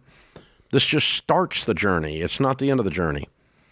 The reason we get out of debt is so that you change your family tree. And you start figuring out how I can make more money. You start figuring out how we can save and invest more money, how we can be more generous. You start figuring out how investments work. And you change their whole way of looking at this world. If that journey begins with paying off the debt, let's do it. Ken Coleman, good show today. Thank you, sir. That puts this hour of the Ramsey Show in the books. We'll be back with you before you know it. In the meantime, remember, there's ultimately only one way to financial peace, and that's to walk daily with the Prince of Peace, Christ Jesus.